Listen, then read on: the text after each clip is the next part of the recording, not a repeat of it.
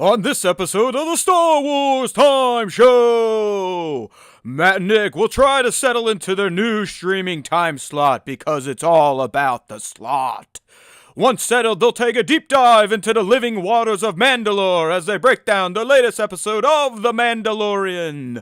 They'll then put on their snow gear and mummy wraps to break down the rather tragic latest episode of The Bad Batch. Of course, the show will end with the Question of the Week segment and the latest round of Top 5 Star Wars Fan Artist Features. Punch it, Chewie.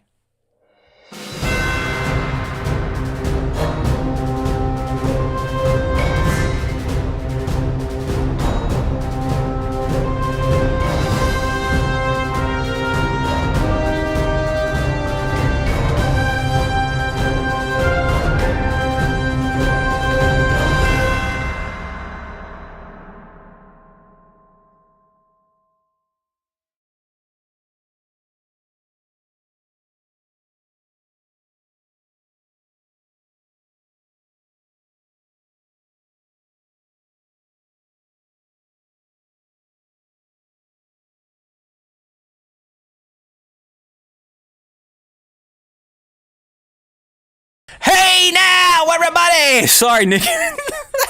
Nick and I were talking Saints, and he's dropping down valid points, but I just realized our dumb faces have been on the screen for the past 30 seconds. Intro's over. It's time to start. You should be able to hear now SW Prop, Sir Dork, 1/6 Shooter, Dr. Awesome, Nova Toymation, Johnny, Bat. They're all here, the regulars. How you liking me on my new camera, everybody? Look at that. It's not 4K because I didn't want to wear makeup. I don't want you to see the blemishes on my face, but I took the Sir Dork recommendation, going with the Elgato face cam 60. That's what I'm talking about. Woo! Hey, look who's back, and look what time it is. I'm not gonna lie. I'm on spring break this week, so I've been playing with my PUD for the past few hours, but I think I might be able to get into the new time for the show. I don't know. I don't think it's going to be as bad as I thought the shift would be. I'll get some of my Tuesday back to do real life.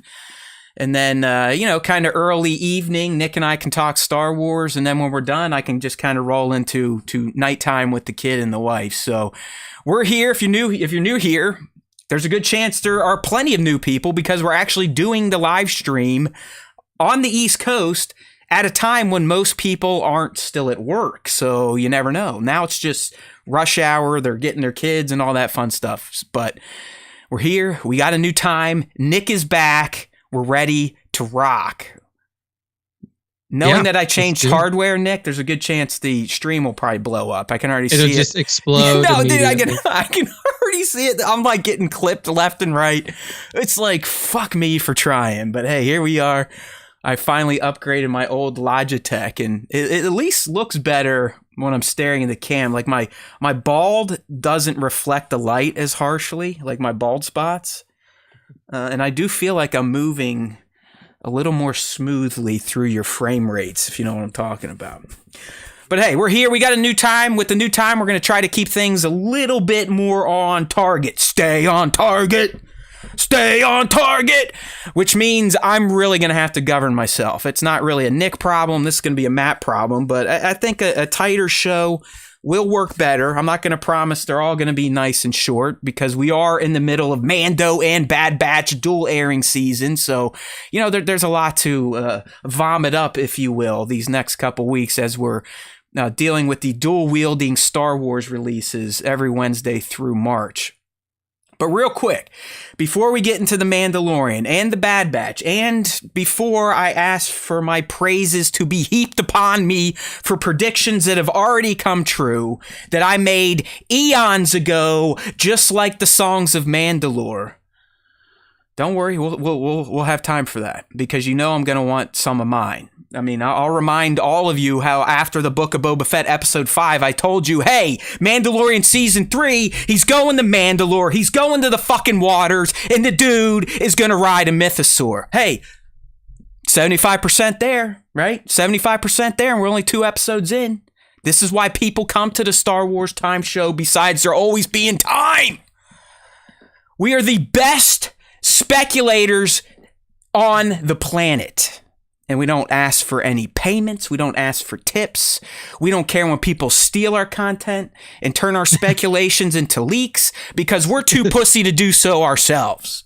You know, Nick, here's another example where a year ago, I could have gotten a little seedy with my journalism hat and be like, hey, we've got an exclusive.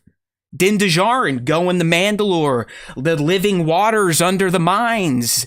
Mythosaur will be there. And look, we would have fucking hit it. We would have hit right on the head. But we don't do that because we're pussies. That's why.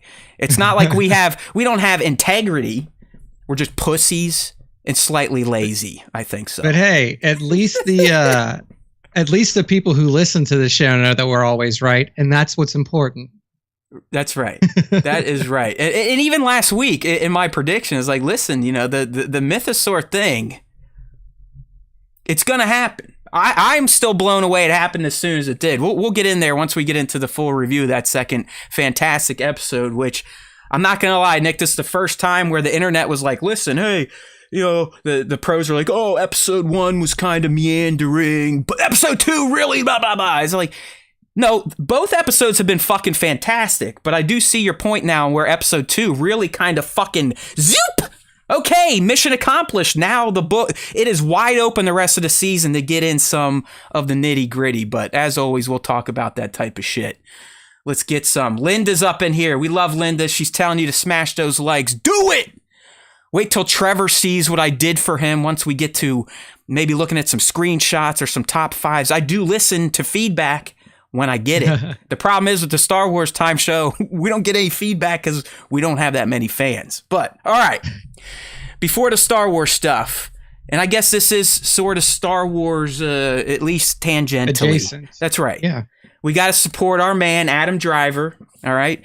And Nick, I know we talked about this movie when the trailer came out. It seemed very interesting. I'm talking about 65, a.k.a. 65 million years ago, the full title.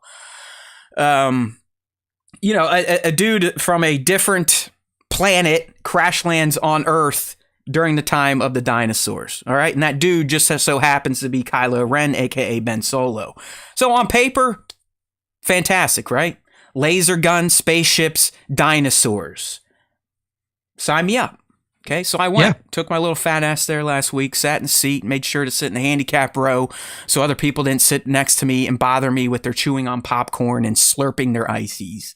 Only my young daughter is allowed to do that now in movies, and that is begrudgingly. But anyways, so Nick, I check it out. 65 has all the potential to be an amazing sci-fi type of movie. And I have to say, while it's not a complete dud, even though it only made $12 million at the box office, hey, management PR, don't schedule a new IP when you have a second week of a trilogy running in Creed 3 and the debut of Scream 6. And Scream is like the Star Wars of horror movies. You know what I mean? Like, it's got a rabid fan base. So I'm not blaming the movie on it tanking. It was just, that was horrible scheduling. But I will tell you, 65, for all its potential, fucking lasers, spaceships, dinosaurs, it never lives up to that potential, okay? To me... That's disappointing. Yeah, it's... I still found it enjoyable. It's not like something where I was sitting there going, man, when is this going to end? It's not like that bad, but you do realize, Nick, as you're watching this, like, if you would have edited this differently or maybe threw in a different scene or brought in some encounters earlier, it really would have hit harder than it does. So to me, 65 is more like a 6.5 to 7. So not a complete turd, but it's one where I'm not going to say, hey, if you miss this in theaters, you're going to miss out. But it is something that if you're sitting at home and it pops up on a streamer and you're looking for something science fiction when all you got is fucking rom-coms and real life bullshit, it's probably not going to be worth a stream. But outside of that, I don't see this becoming the next Jurassic Park type of dino trilogy. I think that they were definitely fishing for that now that Jurassic Park has kind of wrapped up its run, at least as far as we know. So we'll see. The thing, that's kind of disappointing. The way this ends, I don't really know how they could have kept it going with dinosaurs. I'll leave it at that. But I guess there technically could be potential for a sequel, but only making $12 million in week one. See ya. 65. It was a fun experiment. It's definitely not the same quality as a Quiet Place, which is where some of the writers came from. Okay, so that's that in a bag of chips. You know what I mean? All right. So Nick wasn't here last week when we had our powwow with the arrival with the Mandalorian. So real quick, buddy, how did that premiere make you feel? Did it get you excited for the season to come? Were you like, oh, this is just more bullshit? Or were you genuinely happy with the Mando premiere? I was pretty happy with it. I think that there's already like a potential like bust to one of our theories that may have just popped up from episode 1. Which one? Specifically the theory around like what the fuck happened to Navarro? Why are the Mandalorians? Yeah, we like, so here's what I spun last week. Now that they focus so hardcore on those pirates, and the pirates, you know, they did the pirates wrong, especially Vane, and then our boy King Gorian Shard. Yeah, we kind of turned that around. That's probably going to be a retribution attack from the pirates that the Mandos are actually going to come and help clean up. Exactly. It looks like. And like in general, I thought that episode 1 was enjoyable, mostly because when Carl Weathers is on screen, the guy just pops. The guy just oozes Cape droids, charisma. Right? Cape droids. Like it's fantastic. The Cape droids, the way that he has essentially turned himself into like this benevolent leader of people. He's the fucking king, the Navarro king. That was definitely my highlight for episode 1, is just grief being grief, I guess you could call it. You know, like he's no longer shackled to the head of the Bounty Hunters Guild anymore. He's like, this is like the way he said it, is like, under my leadership, Navarro will be an independent place where you can, but you know, all of this stuff. And I thought that was fantastic. Pretty soon he's going to go look for Jar Jar to make a motion to nominate him Supreme Chancellor. Exactly. Just get him and then grant him emergency powers so he will become Emperor Karga. Exactly. So I mean, I was a big fan of that episode. The Bad Batch episode from last week, I'm going to be honest with you, don't remember it a whole lot. It was. I'll tell you how you felt. You probably felt like, okay, this is way better than 9 and 10, but we got back to Mount Tantus and we met the doctor and he explained that that place is for Palpatine's special clone experiments. So yeah, and it was also the one that it was like their kaiju episode, right? It was it was a callback to the Zillo Beast thread from the Clone Wars. So a lot of people were juiced because they finally paid off on that thread that was like a multi-episode arc back in the Clone Wars with the Zillo. So yeah, so there you go. I mean, both entertaining, definitely better than the previous 2 episodes of Bad Batch that we had before. But yeah, I mean, I thought that both of those were good. And then, I mean, these episodes, I do think that this weekly or the last week's batch of episodes were better than the 2 previous. Real quick before you review episode 2 of Mando, and I kind of put this out there last week, and now it has been revealed as real. So take it for what it is. But you know how we've heard in the past that in Skeleton Crew, pirates are kind of going to be the impetus for Jude and the kids to get lost. Yeah, pirates trying to get into the school. Jude's a teacher. Kids go to school. I kind of put forward, and it's now been more or less confirmed from MSW and Bespin, that Vane and King Gorian Shard are going to be the pirates of Skeleton Crew. So there's a good chance we got our introduction to them early in Mando, which you know they've been telling us all along that this is kind of how things are going to play out. It is going to be MCU like as we've seen throughout the first 2 seasons of Mando and book itself. Yeah, I mean, converging storylines is kind of what they teased for us once the Mandoverse started. So I think it's good to see that we're finally starting to get to that point of like these kind of all these disparate pieces and they starting were cool. to come I mean, together. those pirates. I mean, Gorian with he's growing moss on his face. Vane stood out as like, you know, kind of a main antagonist. Gorian definitely reminded me of the alien from Galaxy Quest, like the bad guy from Galaxy Quest. If you remember, yeah, a lot of people were talking Pirates of the Caribbean too. Is that Davy Jones, or one of them has Davy Jones? Yeah, with Davy Jones, green on his face. So yeah, I think they're going to be the bad guys. But let's get into it, man. Mandalorian S3E2, The Mines of Mandalore. Holy shit! Like, go ahead, Nick. Run, because I'm sure it's a bit more fresh for you. Yeah, no, I mean, I thought this was a fantastic episode. Kind of like you teased, though, before we got into it.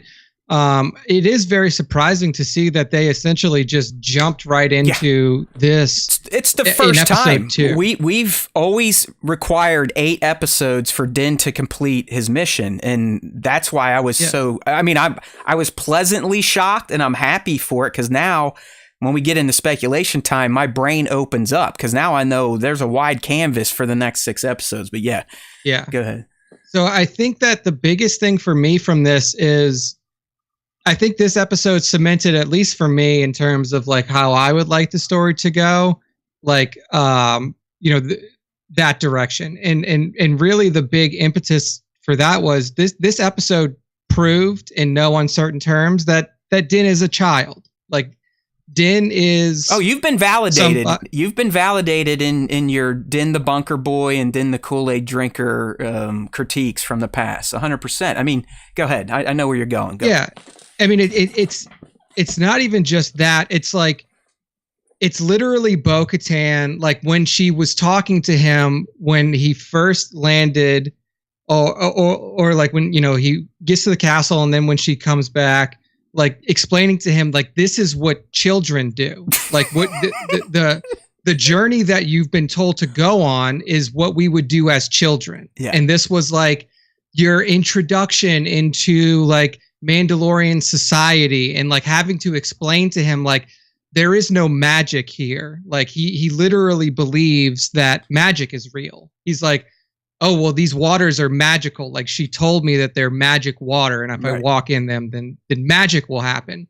And she literally had to walk him through like a child. Like, there's no poison, there's no curse, there's no, like, what happened to the planet was it was destroyed and glassed by the Empire. That's why we're not going back. We're not going back because it is a poisonous place to be. You've been told a children's tale, and you've believed it your whole life. And not only through like the words, but through the actions. Like, you see, like, he's fumbling and bumbling his way through the mines and gets captured eventually, which, like, the capturing part of it was like, it was a trap. So I can't really blame that on like him. He got trapped, and that's just how it went. But like, Bo-Katan comes in there and just like walks through it like she's walking through Candyland. She's like, are you, and then frees him. So to me, like, I know that everybody thinks that this is the lead up to like Din's going to ride the mythosaur. Din's going to be the one to blah, blah, blah, blah, blah. What this has proven to me, especially in the conversations that Din had with Grogu when he was in the ship, when he was saying like, it's important for a Mandalorian to know the star map. It's important for a Mandalorian to know how to navigate the galaxy, because that's what he was taught as a Mandalorian. That's like the Mandalorian life that he raised in was one of nomadic being, whereas the life that Bo-Katan wants for Mandalorians wouldn't require you to do that. You don't need to know the star map. You want to know why? Because we are living together again on our home planet, rebuilding our society and building our strength up again.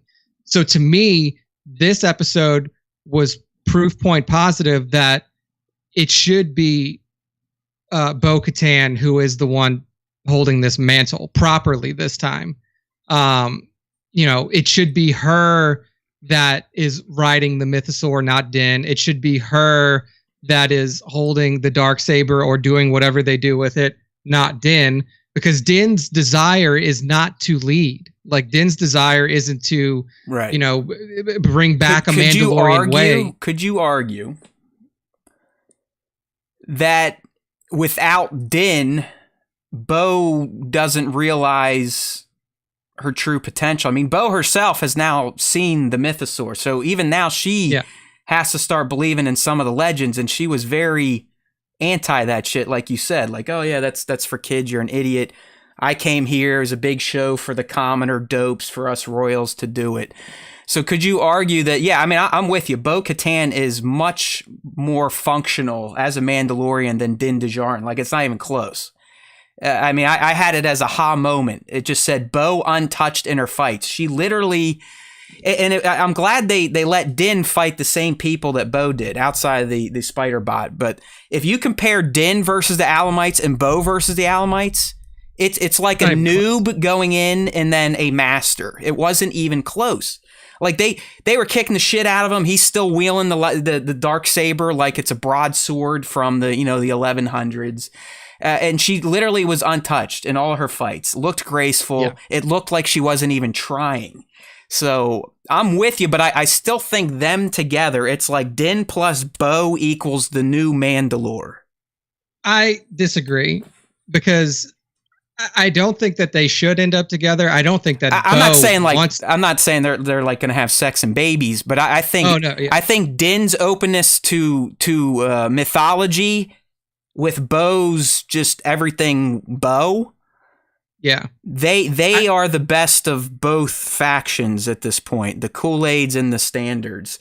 And together they make a functional Mandalorian, not apart.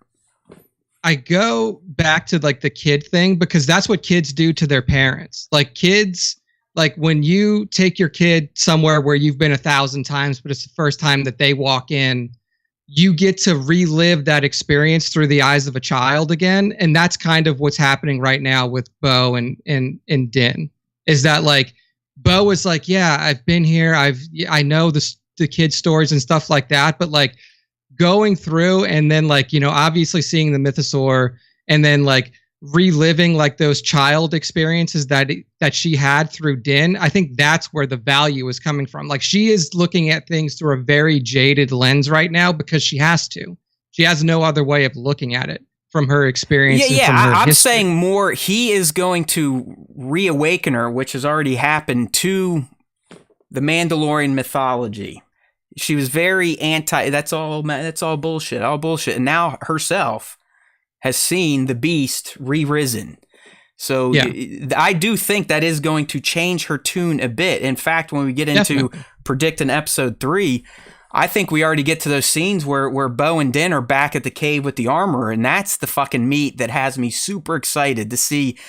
Now that Bo has kind of seen the light, if you will, in terms of, all right, the children and their stories may not be so wacky, at least the legends to the stories. I still think they're wacky in the way they choose to live today, to the creed, but I think Bo will be slightly changed after episode 2 and may be a bit more open to not hardcore creed, but maybe I should pay a bit more attention to the stories from eons past. Maybe...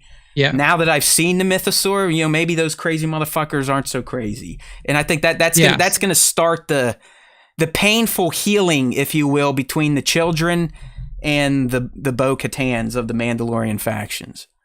Yeah. One thing I don't want to see happen is them to lend to, or the writers to lend too much credence to the children of the Watch, because then that's actually hurting the narrative of the Mandalorian people too much. Ideally, in an ideal world, what would happen is you have the uniting of the factions again between the children of the Watch and then the standard Mandalorians that are out there in the galaxy. Bo becomes the leader, and then Din goes off and continues his adventures out in the galaxy, because he does not Din doesn't want to sit on a planet and like rule. And I think that would be bad for his character, because what growth is he going to experience, or what can he gain from sitting in a throne room and like pretending to be a leader of a people that he really had no idea about? I'm with you. I don't think he wants to be leader or even a reluctant leader, but his little what would you call him, at the squire there? his charge. Yeah, he could be the next leader, the next force to pull these people together. I mean, that the more the Mandalorians get to know him, and Rick himself has said, like, listen, in this season, the purity of Grogu will change people again. And it may have already happened with the little mission he went on with Bo-Katan. So, but I don't see Din as a leader either, but he's so hardcore Mandalorian culture and whatnot. I think he will dedicate himself to that cause, to get the planet back, to get everyone talking together again. And then he'll go back out. But by then, it's probably going to be the end of the show. So I think we see Din dealing with his Mandalorian culture for quite some time. What do we got here? Maybe 1-6 shooter. I'd ship Din and Bo, but we all know how long his ships last.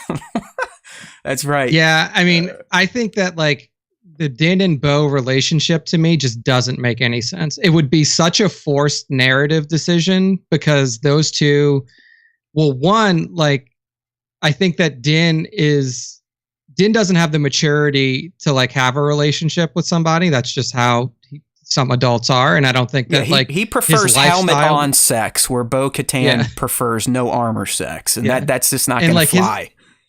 His lifestyle, as he enjoys it, is a nomadic one. He enjoys having a nomadic lifestyle. Yeah. And then Bo is just way too focused on like rebuilding culture, rebuilding the planet of Mandalore, and reuniting those people. I don't like. And the thing is like Din doesn't give a shit about reuniting Mandalore. All he gives a shit about is like making sure that his mom thinks that he did the right thing. So like, you know, their purposes are so cross. That's what's going to be interesting. And that's why this episode was so huge, because literally Din's mission is over. He is redeemed now. And the cherry on top, they saw a fucking mythosaur. You take that back to the Bible thumpers, the armorer, they're going to be like, they're going to start doing like all that crazy shit, like Wailing Wall stuff, like, I mean, that would be like Christ rising right now. And Catholics, their collective, and Christians, their fucking heads would explode. That's what I'm envisioning. So I think Din is interested in, yes, he got he's part of Mandalorians, but if the armor is like, okay, we can go back to Mandalore, Din's going back to Mandalore, and we'll do whatever the fucking armorer in her faction wants. I mean, the only reason he's been bouncing around the galaxy is because they're Mandalorians, and if they get caught, they get waxed. But I think he wants to be there. She told him to. Right. He wants to be there. He does whatever she tells him to do. Like, that's what I mean. And like, if she's like, hey, we're going back, and you're the fucking janitor, he'll be like, sweet. Sign me up. But also, like, I think it's time for him to start deciding what he wants to do on his own. Right. Like he's never lived the life of independence where he can... So hear me out. I think that's where him and Bo help each other. I think Bo helps him kind of free himself of the control of the creed. And I think he rekindles, for the lack of a better term, the magic of being a Mandalorian and the magic behind their culture to Bo.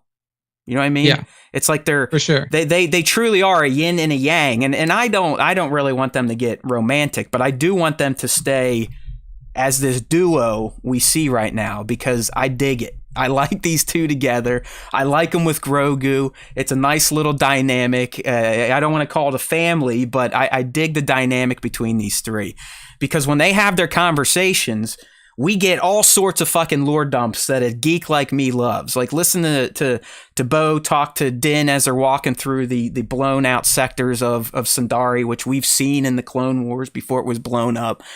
I mean, that's Star Wars for me. I love that shit. And then hearing him talk about his childlike wonders of the songs of Mandalore and stuff to her, again, that just scratches those lore itches. So I would not be upset if Bo and Din stay together throughout the remaining 6 episodes, just as traveling companions. Yeah. For the rest of this season, I could definitely see them kind of like sticking by like each other's side, because you have, like you said, like they're kind of counterbalancing. Yeah, in the long term, I definitely don't want to see him stay on Mandalore. I think that would be a waste of that character. Well, yeah, it would be like trying to keep Han Solo in the Resistance. I mean, that's the whole reason him and Leia, their shit fell apart, because he's Han fucking Solo, and even though he had a kid and a family and his love, he could not take himself from that scoundrel life. Yeah, exactly. Like Din finds his, I mean, at least as far as we've seen so far, like he finds his joy in the galaxy, and that's kind of like what he was imparting to Grogu in the ship. Like, this is how you navigate places. This is how, like, essentially, like telling him, like, this is how we live our life, and this is what I enjoy doing. It's almost like a dad teaching a kid how to, like, 100%. Work on a car. And look, it worked. I mean, he used his word, and I'm saying, I we'll get into it. I don't know if Nick feels like Grogu has earned himself something after episode 2. I do, even though he's not speaking. But Grogu did some things we haven't seen him do. But he is using a word, and it did pop up in season 2. But the word "badoo" is a Grogu word. He said it multiple times now. When Din was like, "Yeah, that's Kalavala or whatever," and he's like, "Badoo." And when he gets in there with R5, he points and goes, "Badoo." So he's talking, motherfuckers. He's talking. Another prediction correct. I'm sure Nick will disagree, but I do think Grogu, and we'll talk about during our top moments. I think he earned himself a little street cred for those that were in the Grogu better fucking do something besides be a puppet group. So we'll see what Nick says, but I guess to kind of round out the review portion of this deep dive into the Mandalorian, the Mines of Mandalore. From my perspective, I agree with a lot of stuff Nick was saying. I like the Bo and Din dynamic a bit more, but I don't see Din being a benevolent leader. I do think, as Bees Mobile Auto Detailing Bay County is saying here in our live stream chat, which, by the way, if you want to join these days, 5 p. East, youtube.com/Star Wars Time Show, that they're asking how pivotal is Grogu's role is. Grogu is the fulcrum. Like, he is going to be the pivot point. I can promise you. Yeah. Okay. I still see him becoming the next Tar Vizsla type, a Force user that also knows the Mandalorian culture and believes in the creed. That's where I'm going. I know he's a little baby that's like, blah, blah, blah, blah, blah. That's what I'm sticking with. So I do think Grogu is super pivotal. But back to the episode. I just love that they fucking took the scab of the mission and ripped it right off. All right, that it's done. Yeah. And like I said, we now know over the next 6 episodes, we don't have to worry about the fucking mission to Mandalore to bathe himself. Not that I thought that was a shitty mission. It was actually fucking great. We got live action Mandalore, the Alamites seeing the city. It was a fantastic episode. But now that that's out of the way, Nick, like we've been saying, we can get right into the Mandalorian reconciliation, which is probably going to lead to some Imperial entanglements, which is going to lead to them hopefully banding together and fighting back against the Empire, which also opens up avenue to get into the Pershing and the New Republic storylines now. That's getting Din's mission out of the way opens up this season so much to big narrative like tent poles. Okay, yeah. We're gonna have the Mando v Mando stuff, which is probably gonna kick in the gear tomorrow. Hopefully we get the reconciliation. Hopefully, and then we should get some of the Pershing on Coruscant and Captain Teva stuff. What's going on in the galaxy at large with the Empire and the weird stuff they've been hearing, the cloning on Navarro type of shit. So that I was kind of blown away that for the first time in The Mandalorian, they just got right to it. Fuck drawing out the mission. Fuck going to all these planets and doing fetch quests. You know, when I knew he was going to Tatooine, I was like, okay, fine, we'll get to see Peli, but fuck, another Tatooine episode? Perfect. He just shows up, asks some questions, picks up a droid, get the fuck out of there. Peli, as always, steals the show, so we get that crack. And then he's literally, hey, I'm on Mandalore. Hey, there's a droid. I'm caught. Go save me. There's a mythosaur. I mean, come on. I was expecting this shit to be late season type of deals.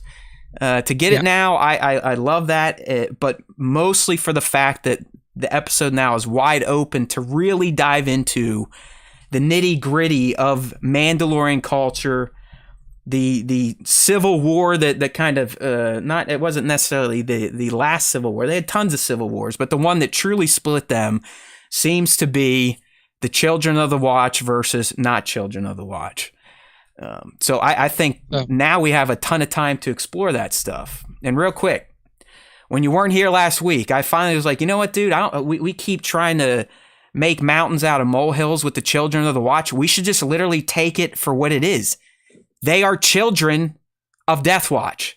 So instead of armor fuck, Paz is literally a relative of the Vizslas who started Death Watch. So instead of like, trying to twist our brains in the knots, like what if it's Rook casts and this and that? The armorer could very well be the kid of Rook Cass and Gar Saxon, something like that. The armorer could be a fucking Saxon. The armorer could be a Cass. It just might not be Rook. So I now think we're going to get those answers because Din's mission is done. He is redeemed, but even bigger than being redeemed, Nick, is that fucking dinosaur that was in the water. That is going to, it's going to force everyone's hand. The crazy people that believe in that shit. Because I wrote down the quote that she gave Din in the Book of Boba Fett. The songs of Ian past foretold of the mythosaur rising up to herald a new age of Mandalore. Sadly, it only exists in legends. When he comes back with that report, like I said, that would be no different than a Christian running into a cave and saying, he has risen. What do you think those religious Mandalorian fanatics are going to do? They're either probably not going to believe him, or B, they're going to be like, let's fucking go. Like, let's get in our beat down ships and let's fucking go. And that's got me excited. I need to learn more about these goddamn Mandalorians and the Children of the Watch and where they came from so I can just resolve the conflict of my head in Bo-Katan always blaming them for fucking everything up when she helped start the Death Watch. Yeah. So has Bo, since I can't remember, since the Mandalorian has started, has Bo met the armorer yet? I don't know, right? That's why here's fuck it. We'll do our season or our episode 3 predictions later, but no, they have not been in the same room. Din has only told her that I worked with Bo-Katan. Yeah, she's gonna walk in that room and be like, "What the fuck are you doing here?" Like, that's what's gonna happen. She's gonna end up wherever fucking they go, like whatever planet they're on. Din's gonna take her to see the armor for like proof point. Like, I did it, because he could, like, he needs somebody to essentially back up his story. Yeah. Because the armor is not gonna, like, if he walks in by himself, be like, yeah, I stepped in the waters. We remember like, in episode 1, Nick, he specifically says, I will go there and I will bring proof that I bathed in. Yeah. I mean, is that proof Grogu's little bin has a fucking GoPro on it? I don't know, but. Yeah, I don't know. But like, it's like he's going to bring Bo back, and Bo's going to see this woman and be like, what the fuck are you doing here? Yeah, like she knows her. Yeah, almost guaranteed. I've seen some people like, could the armorer be another Kryze? Could she be another, family member that we never knew about that Dave was hiding? I was going to say that would be somebody that we're not familiar with yet. I mean, she specifically said her dad died protecting Mandalore, but there are people running with, well, what if Christopher Lloyd is her dad? And we realized that the armorer was another sister she never knew about, and blah, blah, blah. I'm like, I don't know about all that, but... The other one, I Bat 2797 bringing up here, he's seeing people saying it's Sabine's mom, Ursa Wren. That would be a hard buy for me, or a hard pass on my part, because Ursa was working with the Night Owls during the siege of Mandalore. Correct. Like she was working with, and she was working against those forces. Ursa Wren is either as old or older than Bo-Katan, so I don't think she would classify as a Children of the Watch. I really am. I could be a fucking fool here, but usually in Star Wars, if they say they're something, they are that. Like, if you're Children of the Watch, and it also makes sense when you think about Bo and how much disdain she has for the children, even though she started death, but she realized it was bad, got out. So she probably looks at the fuckers that stayed in the Children of the Watch as truly the people that destroyed everything, because the leftover Watch members that didn't break out after Maul took over, those to me would be, their children would be the children of the Watch. Yeah, it's one of those things where it's like, yes, I definitely like, and she acknowledges like the follies of her past. I think that what the issue is that like she can look back at it and say like, I made a mistake here. This is a problem, and I want to remedy this. Whereas, you know, the people who are still like talking about this and still like pushing this narrative is really what she's angry at, because she's like, look, I've tried to distance myself from this, and I've tried to tell people that like this is a problem.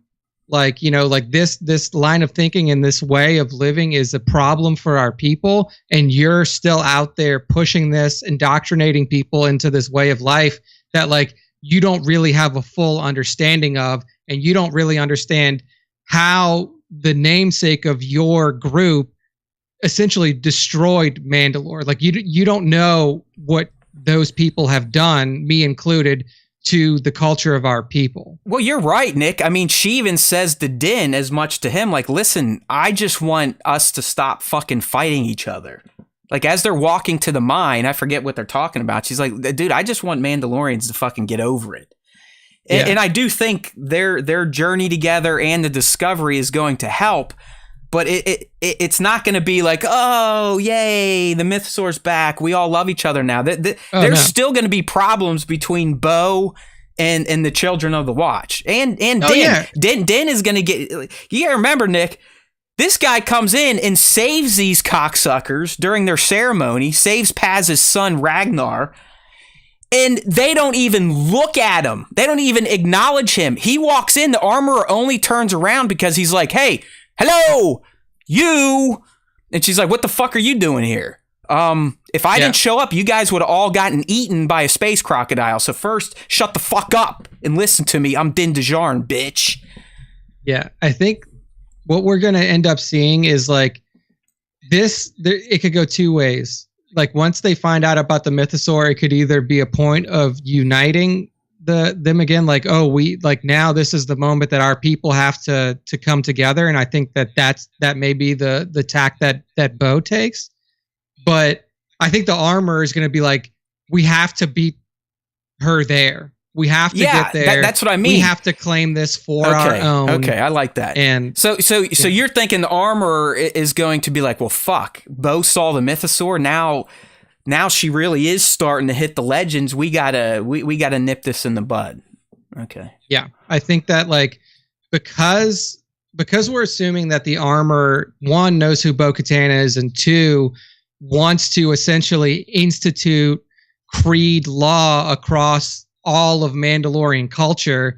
She's not going to like look at Bo-Katan coming in here and being like, the Mythosaur's back, I've seen it, as a moment to be like, let us reunite and join forces.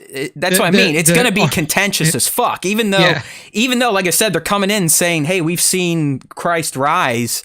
You're right. I do think they still have an agenda of, we want to reclaim Mandalore, but only the way we in our way. They're like the fucking the MAGA wing of Mandalorians, right? The children of the Watch. Much. Little. I mean, like they want Mandalorians back, but only if it's their way. Not, let's reunite, let's rebuild the culture, and then go from there. It's like, no, we want to reinstitute. If you want to live here and be a Mandalorian, you have to adhere to the creed, and none of us are taking our fucking helmets off ever again. Shit like that. So, all right. I mean, I can't wait for tomorrow. I mean, I got the day off, so hopefully I'll sleep at least till 6 a.m. and then piss away a day off. But at least I won't have the pressure of work and all the other shit. But I am down because I'm just. My brain is in overdrive wondering where we go now that this main mission is done. And that's why I love that second episode so much. It's like, all right, Din's mission, fuck off. Now everyone is bitching about him getting 2 or 3 episodes in Book of Boba Fett. See what that allowed to happen? We didn't have to fucking waste 4 or 5 episodes to have him take his little communion bath. We're here. It's over. We can get right into the thick of the Mandalorian bullshit, which just has me juiced.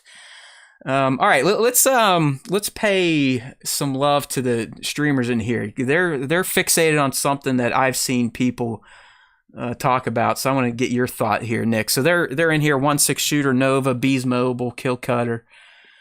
They're all like, man, Din really sunk fast. Did he get pulled down or what? And he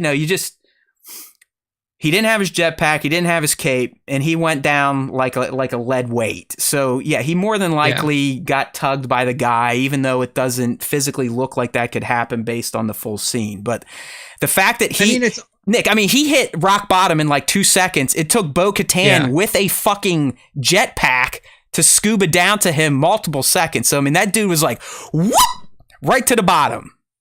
Yeah, it's interesting because one thing that they did show us in the very beginning, like when he blasts away the space crocodile, is that like that armor is heavy. And if you're like underwater, even if it's a small amount of water and you don't have access to your jetpack, you're just stuck there. It's like wearing heavy plate armor. Like from like if you've ever seen like a movie that's based in like the times of the Crusades or something like that, where like people are fighting with heavy plate armor. If you fall in water, you're fucking dead. Like, sorry, you can't get out. Weren't knights like their armor sets like 80 pounds almost, something like that? Yeah, they were massively overweighted. They were like walking some tanks, were even man. heavier than that. Yeah, it's like you have that plus you're wearing your weapons. So like it's possible that like he really did just like step out and not. Well, that would fill into your narrative that he really is just a big fucking bozo who also has no physical skills. He's like, because the thing he hit that broken step like, and he's like, I don't know how to swim.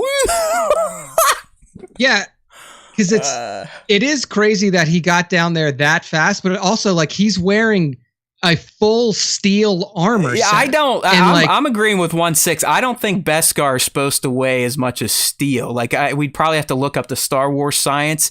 But even still, let's say the weight, the armor did give him some weight. He's still not sinking that quick without something helping him, because he was far down and she needed, like I said, her jetpack to zip down there. He's flat on his back, like, ugh.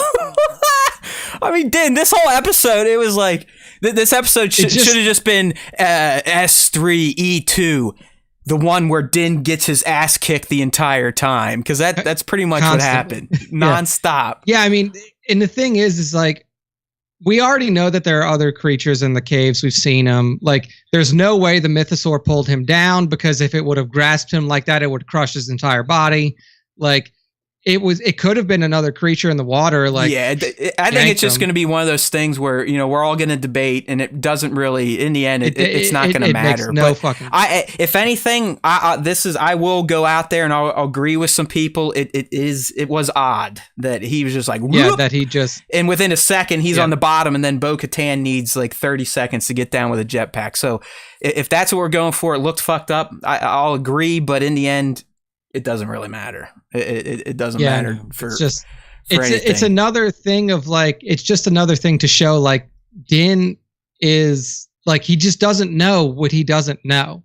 And like, clearly he doesn't know how to swim. So we fucking learn that now too. He needs somebody like Bo-Katan there to like save him. Yeah, his mom. A lot of times. She is the best. I mean, fucking Bo. I'm glad they made her, like they gave Katie a better wig this season too. Because if you compare like Bo's wig from season 2 to now, it's like, how did that even get out onto the set? Like, how are they? Yeah, let's just fucking give her that huge forehead and like a bob weave in the back. That'll look good. That's one way to make a very good looking lady not look as good looking as she can. All right. Good stuff. So the episode kicked ass. Let's go through, talk some top moments here. I'm going to try the new thing that Trevor suggested. You ready for this, Trevor? See, you guys think I don't listen to you people? Watch this. Scene change. Get ready. Scene change. Full screen. Pelimoto in the house. Our little faces up in the corner. How's that? Get some. All right. So first top moment here, my friend. If Pelimoto is in an episode of Star Wars, she's always going to make the top moment list for me, and that was no different with the arrival of Peli in S3E2. My God, is she fantastic. I mean, what is there not to say about her? She's the fastest talking, deal making motherfucker on Tatooine. You had to love her speeder scam that she runs on Boonta Eve with her Jawa pals. I mean, come on. The fact that she kept her tooth out from where it popped out in Book of Boba Fett, a choice that Amy Sedaris made herself in the moment and just spit a Tic Tac out. I mean, that I don't know. I love this lady. I love how much she loves Grogu. I love how much Grogu loves her. All that sappy, corny shit with Grogu just makes me smile, and Peli amps that up by a factor of 1,000. Awesome. I always love seeing her. I think that the way that they used her in this episode was like the perfect way to do it. Like, we don't need huge chunks of time with Peli. We just need like those little snippets, and that does kind of just like make an episode a lot of the time. That's a good point. Bat brings up that the mayor's what was his name? Major Domo wasn't there. Remember the Twi'lek and Green? Weren't he and Peli kind of talking with each other in Book of Boba a little bit? I can't remember, but I think they did. So. I think so. But like Peli also like moves through people. Like, she dated Jawas. She's dated fucking. Did you pick up on the fact? And I want to see if you did. That, you know, when Din first gets there, she's like, "Oh, hey, so what do you hear? You here to take out Boba Fett?" Like, she's already trying to get Boba Fett taken out. And you have to wonder, like, over the 2 years since that series ended, you know, has he like gotten more strict around Tatooine, and that's fucking with her scams? So I thought it was kind of funny that she's trying to prod Din to go after one of his buddies. Like, "Hey, are the Hutt's back? Yeah. You gonna take out Boba Fett?" It's like, I love that lady. Fucking love her. And if this is the only time we get her, she killed it. So yeah, the return of Peli makes the list. All right, and here's the moment I want to get Nick's thoughts on here. But Grogu to the rescue. All right. And here's why it was big to me. And I love the way they started it, because what did they do, Nick? What were they gonna have him do? The fucking hand trick, which lame. We've seen him do it in season 1, season 2, the Book of Boba Fett. We've seen him save Din multiple times with the hand trick.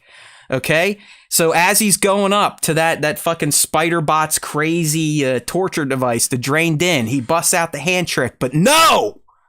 They weren't going to go down that familiar trope. They were going to make Grogu actually do something on his own. And I fucking loved it, my friend. I don't know if this is what you're looking for. We'll get there once I'm done hammering out my hot air. But I loved him, you know, running, jumping into his pod, zipping out. I loved how he got scared when the Alamite came in, but you'd see him thinking, he's like, "You know what? Fuck it. This is for Dad." So he stands up, throws his ass out there, flips into the N1, points at Kalavala for R5. They take off, lands on the planet. Bo's ready to fucking shoot Din in the face because he's an idiot and doesn't get the message.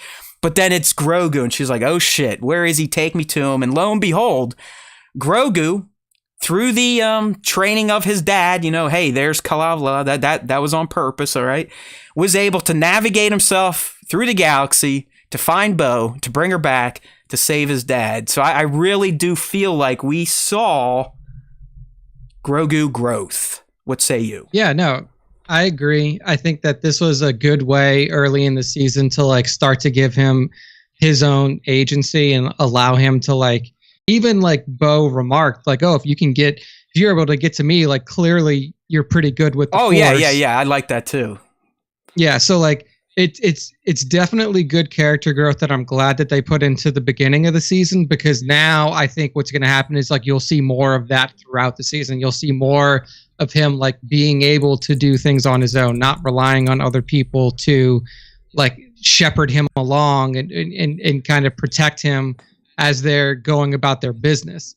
So I am glad that they put a scene like this in early on, because now it sets an expectation of the rest of the season that we'll see more growth like this throughout. So a big fan of how that went. Well, you know down. what, Nick, that makes my heart happy, because I was half expecting you to be like, "Nope, until the motherfucker starts spitting out words, I hate his guts and want to see him die." So I'm glad that you're at least halfway there on Team Grogu, because I'm fully on Team Grogu. I'm going to get the motherfucker tattooed on my face. That's how much I love him, and I love him even more now that he's doing his thing. And you know what?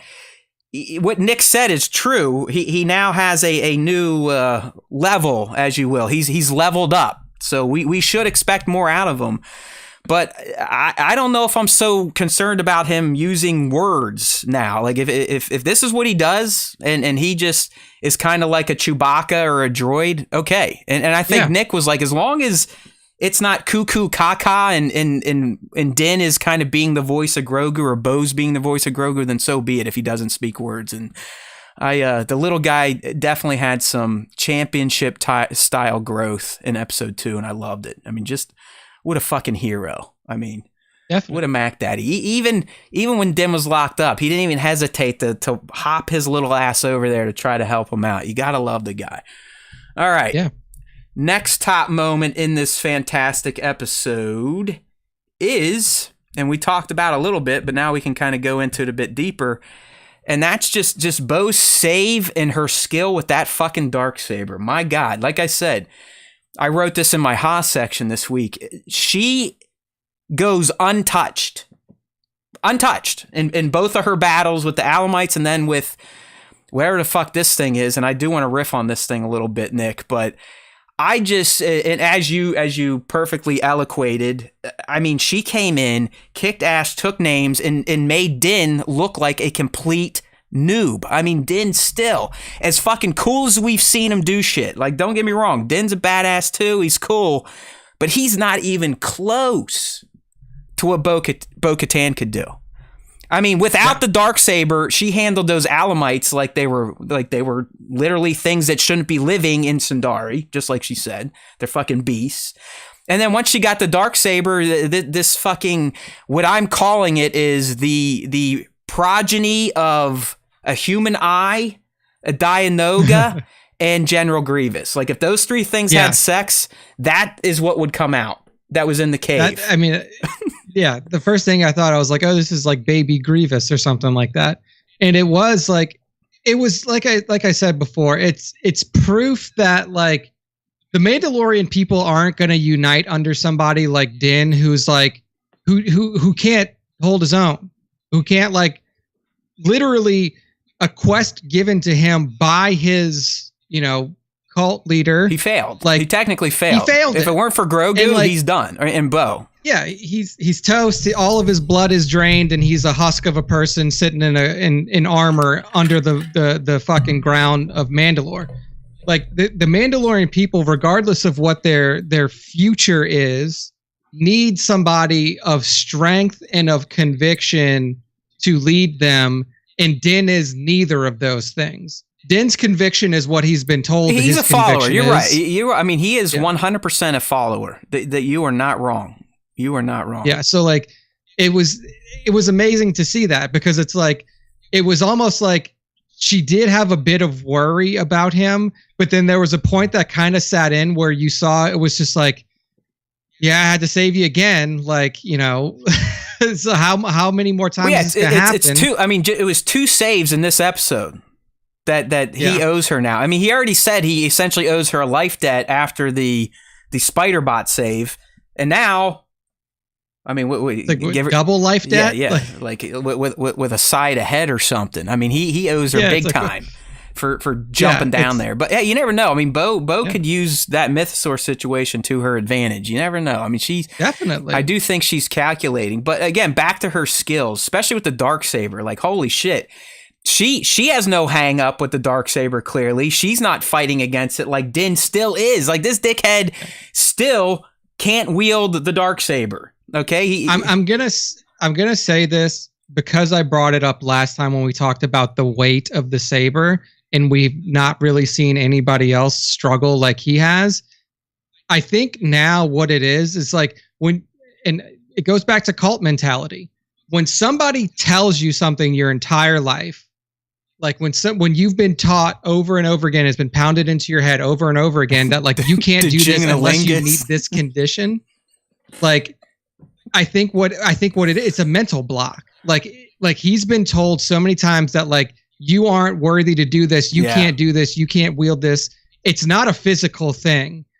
It's the armor in his head telling him that he's not worthy and that he can't do it. I mean, I think you're on to something, because really, and I remember when you first, or we talked about him with the heavy darksaber, you were ready to light him on fire. And, you know, people pointed out in Rebels, Sabine also had to have Kanan teach her how to wield it because she was fighting against it.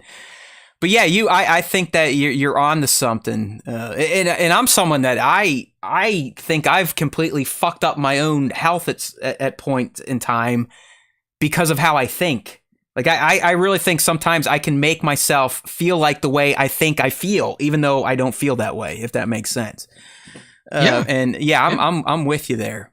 But boy, I mean, that's as gracefully as I've seen that thing wielded. It does look like it belongs to her. It looks very natural on her. The way she takes down that spider bot, like I said, untouched. I mean, she's, you know, dodge, parry, slide under it, slice it in half, stab it in its eye for good measure. I mean, it was awesome to see. All right, so real quick, if you'll indulge me, Nick. What the fuck was that thing? Was that something the Empire left behind? Because it clearly was built to control Mandalorians in their armor. Or was it something that someone else built who's been living under there that we haven't met yet and we returned to this? Or was it just a one-off cool fucking looking Star Wars monster? Yeah, it's such a hard thing to try to parse here. I mean, to me, it's a singular eye that has consciousness still. Yeah, so it's so like it could have came from something bigger, right? Like almost like how Grievous's meat sack was stuffed inside a cybernetic body, and that's kind of what this. It's like its head was its full thing, like the meat sack. Yeah, that it could then transform onto other bodies. And I also I think that you might be onto something a little bit here when it comes to like something that the Empire left, or maybe like somehow this is like an ex-Imperial soldier, because like it knew to use electricity versus them. Yeah. And like that was something that like the Empire literally engineered that with the help of Sabine. I mean, that Nick, weapon. If you look at its main mech suit, very Imperial in design, right? The red eyes, the rounded, black hull there. But it does feel like it's almost doing its own fucking thing. I mean, it knew how to capture Mandalorians. Did it build itself that way, or is that something the Empire was already using on Mandalore? Yeah, I think that this had to be like some sort of leftover Imperial tech, like how whatever the organic part of this got into it, I have no fucking clue. But this does seem like something the Imperials may have left behind or like started to design as a way to like quell the Mandalorian population. I mean, it worked, right? It's a fantastic Mandalorian mousetrap. It just has to lie in wait, locks them in a cage so they can't use any of their weapons, and it nullifies their armor, and then bleed it dry, essentially, to keep its own self alive. I'm guessing it's bleeding that shit, so it has more organic juice to kind of fuel itself. I don't know. If anything, it was a fucking cool ass Star Wars monster. I definitely, 100%. I don't think it was a mistake that we all kind of were thinking of General Grievous. To me, it almost had like a Geonosian dialect when it was in that kind of its bipedal mode. It kind of sounded like a Geo. Even its little spear was reminiscent of the Geonosian spear. But why would that be on Mandalore? Who the fuck knows? That's why I just went to maybe the Empire were using these fucking things. I mean, for all we know, people, these things could be clone experiments from Tantus that the Empire, they're like, you know what?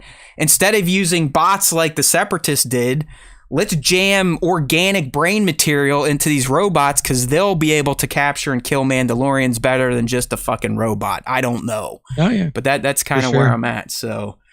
I do think I do agree with you that I think that it is some sort of Imperial tech. But it was fucking cool. I mean, is that literally a Dianoga that's like just become a badass? Because I actually went and researched Dianogas, and sure shit, they will live in junkyards and they like junk shit. So I was like, is this thing just advanced? Probably not. All right. Yeah, like. Well, we'll see if we see it again. I doubt we will, but it was cool to see for the first time. And the final top moment, and it was kind of just a string of a scene, but I kept it lumped together. But and I touched on it earlier, but the trek to the waters, and then obviously the Mythosaur reveal, I loved it because, like I said, we really got some good lore dump from Bo. And if you are a fan of Clone Wars and Rebels, where they're walking, that main platform, that should have just stood out to you like, holy shit, that's where we saw them making their charge against the Mandalorians and all that type of stuff. That's where they picked up Maul to take them off. So that was cool to see in hindsight. It was great to just see all these locations in live action for the first time because it's only been in animation. But more importantly, like I said, you really kind of got inside Bo's mind and who she was as a kid and the royal family and how back then the royals, they didn't really believe in all the bullshit, but they would do it to kind of keep up the traditions, and the common folk would like it, just like our kings and queens would, come out and do their pomp and circumstance to make all the plebes like, oh yeah, hey, look, everything's great. And how she was mocking the story of Mandalore the Great. All right. I mean, this lady's shitting on all her culture. And then we get the reveal of the dinosaur. So I liked how, Bo was kind of getting her point of view out there on Mandalorian stories, legend, and culture. Really dug in it. She was really dug in on this was bullshit. And then we get that fucking surprise there at the end where even she is gasping under the water as she's pulling, Bunker Boy up to safety. I just wonder in her head, Nick, was she just like, fuck. It's all true. Yeah. Like it's all true. Yeah, I mean, I don't think that there was ever a moment where she didn't believe it was true because it wasn't like mythology. It was like it was their history. Like this is something I'm pretty sure when she's reading that thing, she's mocking it like this is bullshit. Oh, like, she's definitely mocking it, but it's like the same way that like we mock shit from like the 1300s, where it's like, yeah, the fucking kings and queens and shit. Like would like literally cut people's heads off in public square because that's how fucking stupid right. shit was. I see. This is kind of how I took it. Like I was raised Catholic. I've have all that fun programming. But even back then, when they're telling me the stories of like Noah's Ark and Jonah and the whale and shit, that's how I think Bo-Katan was looking at stories of Mandalore the Great. Like, yeah, whatever. That's embellished nonsense, fucking dinosaurs, eat a dick, go fuck yourself. But now that she's witnessed one, that's what I mean. That I think her tune is going to change. It has to change. Oh, yeah. And I just wonder, is it remotivation now? Because look how depressed she was in episode 1. Wow, woe is me. Hey, fuck you, Din. You want to be the leader of Casca and Axe? Just go wave your little black dark saber around and they'll come be your friends. I want nothing to do with anything. I'm just going to sit here and feel sorry for myself. So if anything, the Mythosaur, I think, is going to relight a fire under her ass to reclaim Mandalore, Darksaber or not. Yeah, no, I definitely agree that that's going to like reinvigorate her. I mean, essentially her life's work. And like, she's been at this for so long. Since the end of the Clone Wars. I'd say year 3 of the Clone Wars is when she went to Ahsoka and said, hey, enough's enough. We need your help. We need a Jedi's help to get these fucking dickheads, a.k.a. Maul, off our planet. Yeah. And it's taken this long. And like after literally decades of her like working and trying and trying to like pull together the remaining Mandalorians in some way, shape, or form, and just constantly being rebuffed because you don't have this sword. You need the sword, but the sword, like for it to literally be like, this is my life's work. My life's work has literally been to reunite our people and culture under one banner again, and like to start to have Mandalorians rebuild and come back into the galaxy in a meaningful way. And for her to be told all the time, well, like, but you don't have the sword. Right. Like now I think rightfully so, she was like fucking tired of it. She's like, fuck this shit. But obviously seeing the Mythosaur under the waters is going to be like, okay, now I have another proof point that I can be like, see, this thing is here. Let's get this fucking shit going again. Yeah. It doesn't matter about the sword. Right. Like, let's you're right. Let's get just it to moving. remind everyone what Nick's talking about, you got to remember the armor herself said this: the songs of eons past foretold of the mythosaur rising up to herald a new age of Mandalore. We just saw that. Okay, we just saw it. So that has been achieved, which means it's time for Mandalore to begin anew. And I do think Bo-Katan is going to try and get mixed up back into it and kind of be the one to do it. And I think Nick is right that the armor, even though that, all right, our crazy shit's coming true and we're fucking crazy, but we can't let those people. It's the same thing we deal with in society. We can't let those goddamn liberals. We can't let those fucking conservatives. That's what I see between these two factions, where they're so fucked up at this point that they literally can't realize that they're the same culture. They're working towards the same goal. They just have different backgrounds, different ideas on how that should be achieved. Yeah. Yeah. So it is a huge moment. And I still stick to my guns about like, just get rid of the sword. Okay. I was going to ask, was that you or Trevor? It was you. You're saying, let's just fucking break this thing. And one of my, get rid of it. One of my wants was let's, I was with you. You were smarter and just said, fucking destroy the sword, which makes sense. I was kind of like, let's get a new understanding of the Mandalorian culture and the Darksaber, to where it's not the, if you don't have this, you can't do shit type of litmus test. Yeah. I mean, whether you destroy it or whether you decide to retire it, either way. But like, I think that the sword itself, the Darksaber itself, has been nothing but a hindrance to the furthering of the Mandalorian people after the death of Tarvis. Yep. Like it's only caused trouble, strife, and hardship, where the talisman of your people should do the exact opposite. That's a great should be. Like, that's right. Like, it'd be like us worshiping nuclear bombs. Like, hey, whoever's got the nuke. Well, I guess that is true. Whoever's got the nuke usually is in power, but what the nukes do, demand the power. Nukes just but destroy. It's unhealthy. Yeah, it's unhealthy, and all it does, because it puts you in a mindset of the Sith. Like, if you think about how the Sith function, they function as like, kill the master to become the master. And if you're using this, like this sword here, if I have this sword, I'm the master. All you're doing is just giving people motivation to kill you. Exactly. And to like overthrow you for their own selfish reason. I mean, again, the guy's making great points. Just look what happened immediately in Book of Boba Fett when another Mandalorian saw that Din had the Darksaber. Challenge, right? Paz is like, challenge, motherfucker. It's my saber, my great whatever Vizsla is the one that stole it from the Jedi. Did anyone ever think about that? Maybe the fact that they stole it from the Jedi Temple is why it's all fucking cursed and has brought nothing but shit to these people, right? Didn't he steal it?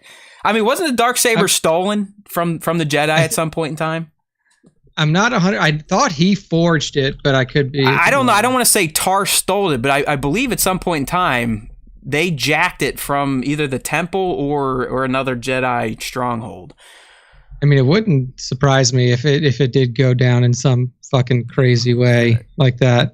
Either way, while Nick's looking at, we'll move into the Easter eggs and references breakdown, because we got a few good ones in here. Plus, it was stolen. Okay, the weapon was kept in the Jedi Temple after Vizsla's passing, but members of the house stole the saber. Okay, well, there you go. So it wasn't. I'm sorry, Tar. It wasn't Tar. But literally, the Jedi are like, you know what? He was pretty special. We want to go ahead and keep his blade in our archives. And as Nick's saying, one of the houses on Mando are like, nope, fuck you. Let's go. We're going to steal it back. And we're going to make this the crux of our whole society.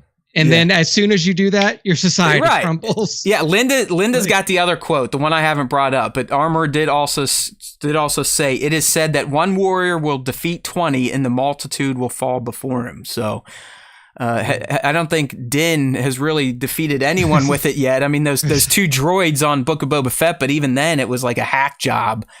And I believe the Rancor truly got the kills. So who knows? But shifting gears here, we're going to go through some of the Easter eggs references, and I think we've talked about the Mandalorian mythology at this point, but just in case, We'll reiterate if need be. All right. So first up, Nick, in our Easter eggs and breakdowns, our lovely Pelly makes the list again, but mostly because she gave us a great reference to Boonta Eve. I love the opening where you see, like, even on the streets during Boonta Eve, they've got like speeder races going on. Pelly obviously has her scam going because, as she says, hey, everyone's fucking getting hammered during Boonta Eve, so let's steal their speeder parts and then resell them back to them. So, yeah, we're talking it for the Boonta Eve drop, but anytime I have a chance to gush about Pelly, I seem to take advantage of it. She is not done yet, though, because she also said, hey, look at you, moving like a Lurman. If you remember, the Lurman are like these little... They're like a monkey-looking race that show up in the Clone Wars, and they do. They're very good at jumping around, flipping around, doing kind of the Yoda species-style acrobats. So that was a nice little reference to the... They look like Rafiki from Lion King. There you go. For those of you who don't remember. All right, up next, live-action Mandalore, okay? You know, we've seen it in the cartoons. Now we get to see it for real. Last week, Trevor and I were talking about how the first episode really felt like it was hard to tell when they were in the volume. And I still think episode 2 looked great. It didn't look as cheap as some scenes in Kenobi, but live action Mandalore, you could definitely tell, I think, that they had those LED screens in the back kind of bringing up the skyline. But I did like the practicality of the glass and all the bullshit on the planet. It is neat to see a glass planet in live action and why that moniker kind of came to be. I mean, even in Halo, they would talk about glass and planets. So yeah, it looks fucking rad, even though it's a wasteland that at least has breathable air, right? At least they got the breathable air. At least it looks cool. Yeah. But the thing heat is, plus sand. Right. These motherfuckers, they had to live in domes even before the Empire blew the shit up because they fucked up their planet so bad from fighting. So don't feel too bad for Mandalorians. They've got some problems.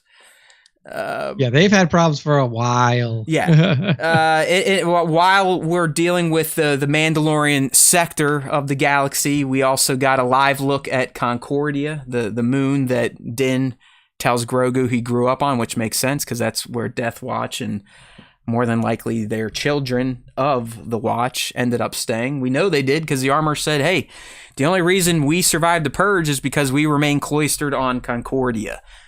So we finally got to see it.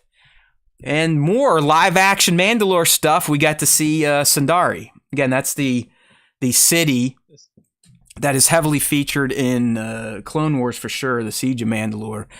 I think it also pops up a bit in Rebels, but I can't fully remember. And if anything, that's the dome you see getting blown to fuck in the Book of Boba Fett during the Night of 1,000 Tears. So lots of fun stuff there. And okay, this guy. Back to this guy. I mean, like I said, here he is. And by this guy, I'm talking about if a Dianoga, Grievous, and a human eye had a baby, that thing. But Nick, the image I got up, that there's some Empire vibes there. You know, those red eyes, kind of like some of their probe droids, right? Or what are the little probes called? But there's something familiar, yet something very unfamiliar about this dude. And I'll be okay if we never check back in on him. But a rad-looking character nonetheless. Yeah, no, it was a fun character design, and it definitely presented problems for our heroes to have to overcome. Yeah, it wasn't bad. Like it, like you said, it knew how to combat those in shiny armor. And if it wasn't for that Darksaber laying on the ground, there's a good chance Bo too is getting her ass drained. But look at that guy. General Grievous would be proud that someone kind of maintained his mantra. That was my first thought. I was like, hey, did Grievous's parts somehow get away? Grievous came back? Yeah. Like just like Palpatine. Yeah, like one of his eyes slid into a starship and got away. Dude, I was like, is this really? But no, it was a really cool character. Cool creature if anything else. All right, moving right along. Up next, we get to see the Gauntlet again, but this time we actually get to see the Gauntlet fly and in action. We got to see the cockpit. We saw it in season 2, docked. And I call it the Gauntlet because that is the name of Bo's ship. This is a Comrec class fighter, if you want the technical term. But the Gauntlet, just like Millennium Falcon, Razor... no, I actually think Razor Crest was a model, but Bo's ship is the Gauntlet. Good-looking ship. Nice cockpit. Although, she doesn't have a droid port. Did you notice that? Like, R5 just had to kind of chill up in the cockpit with Grogu and Bo as they flew back. Why wouldn't... if you want to talk about odd things, why wouldn't R5 just fly the N1 back too? Or I guess they didn't know if Din was going to be alive, so they're like, hey, fuck it, we'll just keep the ship here. Oh. Yeah, it's like we can all fit on this one anyway. Yeah. And, maybe it just make it easier. Because if they had to like drag his unconscious body back out, it's like, well, we can't put him in his own ship. Well, I was thinking just, Bo and Grogu still fly the Gauntlet, but R5 brings the N1 back. Yeah, just brings it all the way, yeah. And Din, as punishment for being a Luddite and someone that needs saved multiple times in a 40-minute episode, he has to ride in the N1. He doesn't get to ride with the cool people in Bo's Gauntlet. That's right. What else we got here? Lerman, Concordia, Bo's ship. Oh, so when Bo and Grogu are walking through, and she's like, "Hey, you didn't think your dad was the only Mandalorian?" Literally after she kicks the shit out of stuff, and Grogu's probably like, "Holy crap, my dad does suck." But she says, like, "Listen, Jedi and Mandalorians, we've gotten along in the past. We've actually teamed up. So the team up I'm thinking she's talking about is the one where she literally goes and co-signs Ahsoka to come and fight in the Siege of Mandalore, because they did they did technically meet with Kenobi and Skywalker first, but then they're like, fuck it, we got to go capture Palpatine, who's been kidnapped by Grievous because he asked Grievous to kidnap him. Because I don't remember Bo teaming up with Jedi in Clone Wars. She was still mostly fighting them in Clone Wars. Yep. Until the final season. And then in Rebels, I guess you could draw the line that she teamed up with Kanan and Ezra. Yeah. Because they do have a mission on Mandalore where they free Sabine's dad from like a convoy. Yeah. I definitely think she is talking about Ahsoka in the Siege of Mandalore, for sure. Yeah, me too. I saw some dummy sites out there that break down content. They're like, yeah, she's talking about Obi-Wan Kenobi. I was like, Obi-Wan Kenobi kind of hated her. They fought each other. I mean, Bo-Katan is ultimately somewhat responsible for the death of Kenobi's lover, Satine. Yeah. So they didn't really ever team up. It was always very combative between Kenobi and Bo. So yeah, it's Ahsoka. If Nick agrees, then I'm fucking right. So everyone shut up. Yeah, pretty sure it's Ahsoka. All right. And then, we got the story of Mandalore the Great, who's the supposed first Mandalorian to ride the mythosaurs. I actually did some research on him. He's pretty cool. He had like a gold helmet, very Sparta-like feel. His colors were red. They would ride on like these mechanical beast things that honestly almost look like that thing that captured Din. Someone posted it in our Discord if you're interested. Go check it out. I think it's in the spoiler channel if you're in our Discord. But someone grabbed it from a legend or a comic, and now that I think about it, the robot that Mandalore the Great was riding on looks very similar to that thing that was living down there in those mines. So maybe there's a connection. You never know.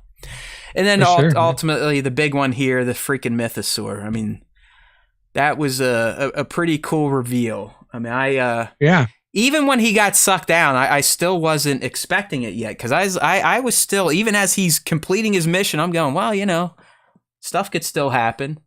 There's still things that need to take place, but sure as shit, she's coming up. First you see the eye, then they do that great pulled back shot where you get to see the true size of this fucking thing. I mean, dude, this thing makes the Krayt Dragon look like a baby, right? I mean, look how they're like this big. If you're on the stream, I mean, by this big, I mean the size of my wing. So about 1 inch or 2 inch compared to the head of a mythosaur. I mean, massive. Like, I feel like if Din could ride this, he could go back to Tatooine and just start eating Krayt Dragons with a mythosaur. I could be wrong. 100%. I could be wrong. What I think is interesting, and I think I saw somebody else bring this up too, is like, I don't know if this was a part of canon prior, but I didn't know that they were aquatic, or at least partially aquatic. Like, I thought that they were land-bound creatures, and I'm sure that like they can live on land as well. But I thought that they were like land and flying based almost. But it's so clearly it's a water-based creature. It also like gives me, I don't know if you felt this, but like the face and like the eyes definitely remind me of an elephant, which to me is their way of saying like this thing has it's benevolent. Higher levels of intelligence than you would think. Well, I mean, I'm with you, dude, because if it truly is just a monster like we've seen in Star Wars, what does it do? When it sees these two zippy lights by it, it probably reaches out and at least fucking swats it down or tries to eat it. Because that's what a monster typically does. When it sees something, it goes, are you food or are you another predator? Food, I'm going to try to kill you and eat you. Predator, I'm going to try to run away or stand and fight. So it makes sense when you consider that these things are essentially the backbone of their culture. I mean, the goddamn Mandalorian skull is emblazoned. Mythosaur skull is all over Mandalorian cultural stuff. I mean, the armorer brings her goddamn metal version to every little nook and cranny she shows up at.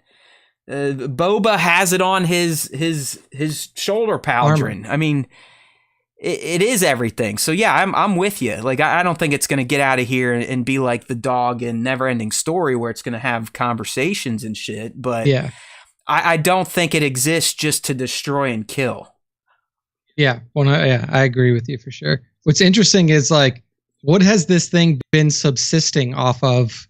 Like, it's huge. It's Alamites or other mythosaur. I don't know, dude. Yeah, I don't know. It's like, what has it been eating to grow this size? Clearly, there are Alamites that live in the sunken city of Sundari. But you know what? I don't think you're fully wrong, though. I think these things are land and sea. You know what I mean? Like, I mean, I think it could definitely get out and start walking around.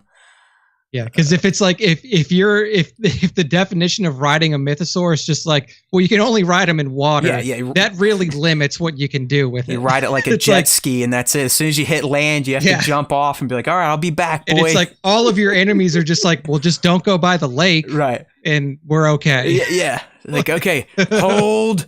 They're almost in 3 feet of water. All right, they can't ride it anymore. Let's go fight. You can't get to us. So yeah, I assume it could come out and walk on land as well, but we'll see. Yeah, I mean, come on. We all know we're going to see this thing in full form at some point in time now. Like we're going to get the whole body. But I in Discord, I was talking with Tones, and I do think size-wise, it's similar to the Aquasando monster from the Phantom Menace, the always bigger fish, the one that comes in that's literally like standing on the bottom of that ocean, and it's just it's like the size of a skyscraper. I'm thinking Mythosaur is right around that type of size. Yeah, all right. For sure. Yeah, good point by Linda. This is its lair. I can get behind that for sure. Yeah, definitely. All right, so there you go. So as we move into the prediction for episode 3, we are going to tell you right now, and we're looking at a tweet from Cryptic 4K Qual. And I will say this is the Twitter account that leaked the runtimes for episode 1 and 2, which have been spot on. So we will tell you as we get into predicting what's going to happen tomorrow that we're getting a 56-minute episode for episode 3. So with recaps and credits, you're looking at damn near, we think 48 minutes of content, I would say 47, probably. 48. Yeah. And I believe that'll be the longest Mandalorian to date, because the S2E1 was about 51, 52 minutes, not counting credits and whatnot. So big time shit. Yeah, no, it's going to be huge. For me, primarily, my prediction will be my big prediction is we're going to find out who the armorer is, like who she really is. I hope you're right.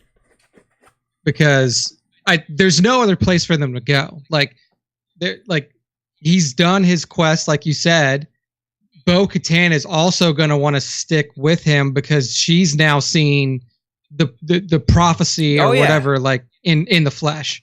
So she's going to want to stick together as like proof point.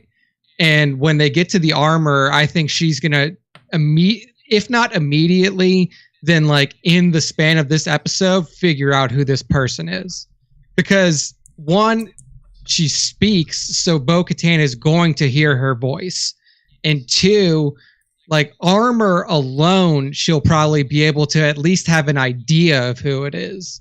So I think that like that nut gets cracked in this next episode. All right. I'm with you too, because if we draw off of trailers, there have been multiple trailers that have shown a dogfight between TIE fighters and Bo's Gauntlet.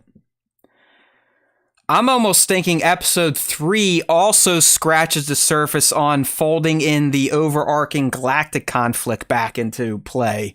And either the remnant or someone finds out that they were on, or Bo was on Mandalore, or somehow the news gets out. I could be off, but we've seen the dogfight, and it's definitely on Kalavala.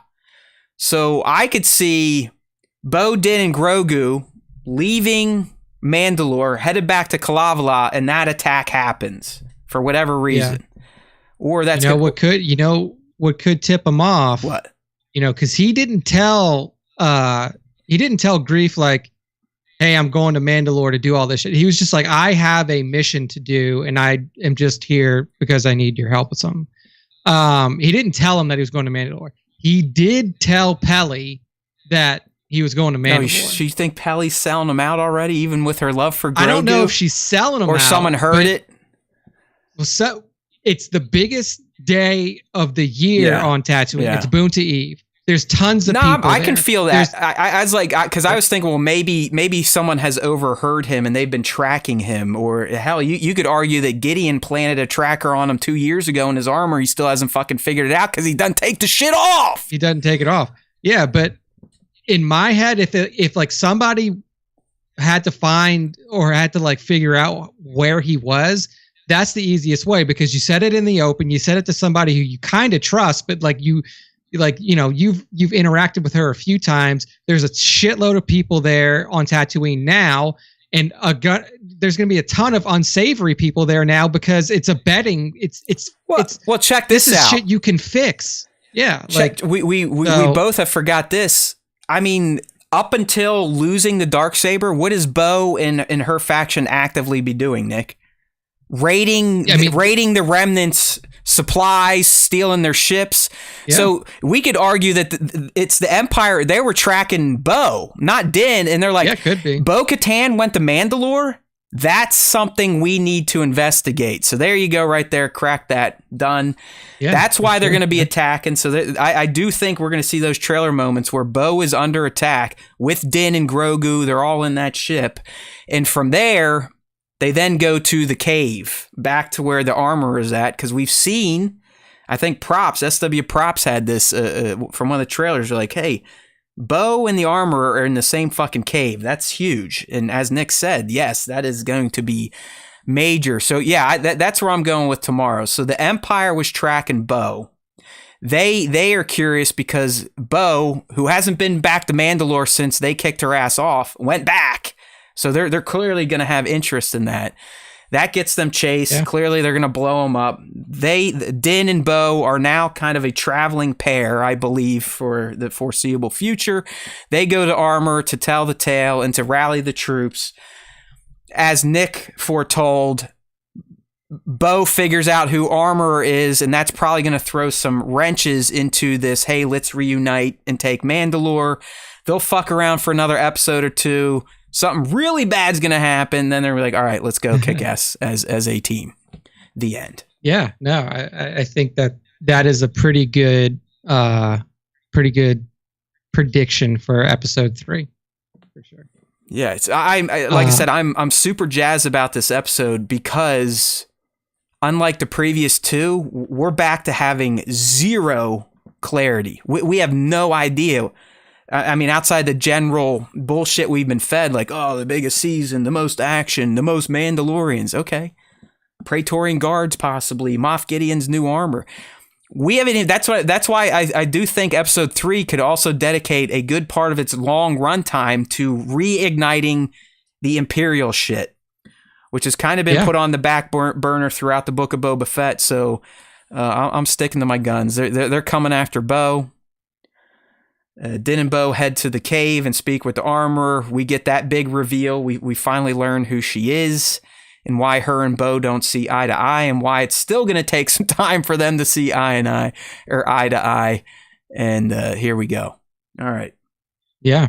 No, I mean, I'm excited to see, because I think that this one, I mean, we know that we have 8 episodes? Yeah, so we only have 6 left, and this is a meaty one. Yeah, you can't meander like you can in Bad Batch. There's no time to have a little side quest. Here. No, you're and I think that's the beauty of episode 2. The gift it gave us is we now know that sides and fetch quests are gone.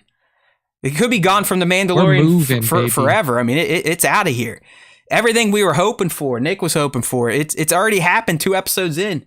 No fetch quests. I mean, yeah, we're still going to bland-looking fucking sandy planets here and there, but oh well. I think we can get over that, considering we have this now kind of a wide-open approach to the remaining 6 episodes of The Mandalorian S3. Great stuff. So there's a good chance, even though I don't have to get up early tomorrow, I'm probably still not going to be able to sleep, because it's not like I sleep anyways. And I know the moment I awaken my brain tomorrow, I'm going to be like, 4:45. That means it's out. Okay, I'll lay here a little bit longer. Then it'll be 5:15, 5:30, 5:45, and I'll be like, all right, fuck it, time to get up. Yes, Linda. That's why we love everyone tuning in to the Star Wars Time Show. We try to hype you up because there's always time for Star Wars time. You heard it here first. All right, let's go ahead and move into the Bad Batch deep dive breakdown. We would never shortchange you here on the Star Wars Time Show, even though we've moved our live streaming schedule a bit. It's not going to affect you podcast only people, but if you ever do want to come check out the stream, we are now doing it not in the middle of the fucking day. So you have that opportunity. Check us out 5 p. East at Star Wars Time Show on YouTube. All right, so let's get right into the review of Bad Batch S2E12, The Outpost. Since I'm rambling, Nick, I'll just go for it. I'll tell you what, love the episode. I do feel like D. Bradley Baker pumped it too much. Oversold it. It was an overselling of the episode, but I'm not going to hold that against the episode, because it still was a thing of beauty. It definitely moved characters into new territory, and it showed just truly how awful the Empire is and what is happening to the clone forces now that Palpatine got his way many episodes ago in the Senate. So I was a little underwhelmed based on the oversell. Okay, that's all I'm going to say. It was a fantastic episode besides it being on a bland white planet. All right, Bad Batch just can't get away outside of their Kashyyyk mission. Everything, I guess the beach mission to start. Everything else has either been brown, black, or now white. But in terms of content, loved it. Crosshair has moved finally. The guy has finally figured something out, and they did it in such a way that is brilliant, because just as he realized that he's in a bad situation, he gets put in an even worse situation, and he pretty much has no choice now for himself. So that is interesting where he was left. But I also I love the coldness of the Empire just fully taking root already now that the clones have been commissioned for retirement. So for the portrayal of the sad end of the clones and Crosshair finally moving forward and seeing a bit of the light, I enjoyed the episode.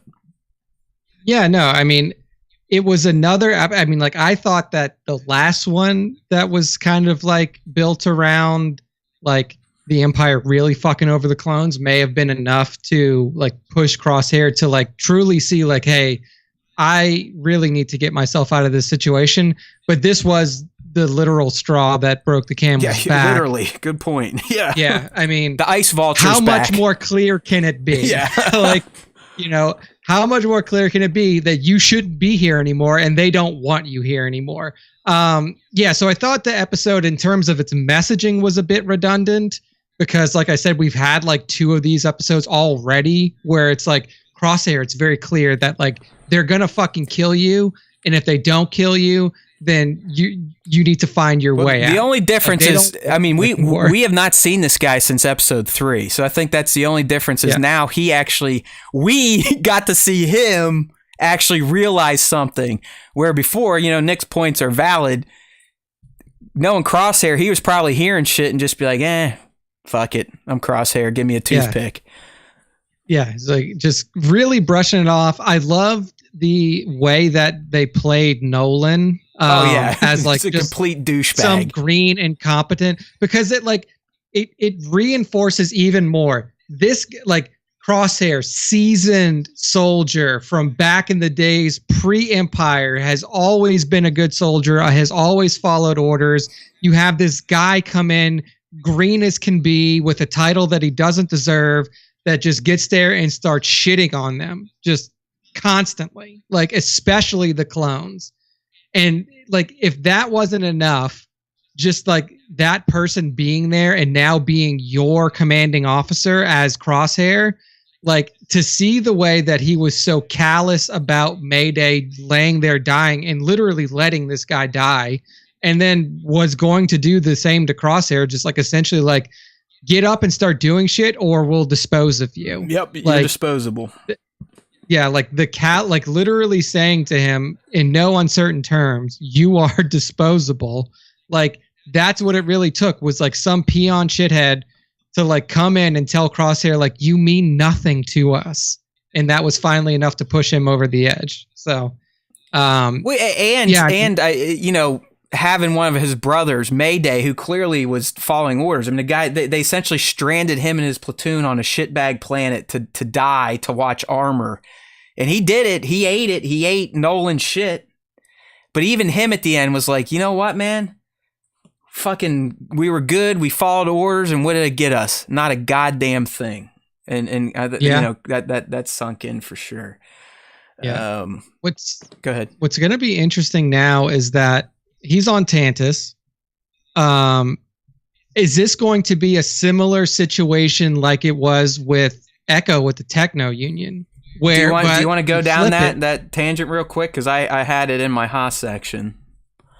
Yeah, so like let's just talk about it now, because I think it's interesting, because it's a very mirrored situation where when you had Echo with the Techno Union, they get there just in time to save him. They've been experimenting on him, clearly. That's why Echo is the way that he is. He's a fucking cyborg at this point. Like, he has a lot of cybernetic parts in his brain.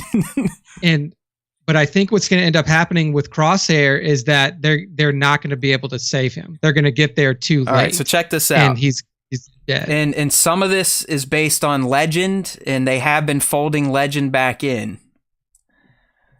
Dark Trooper program.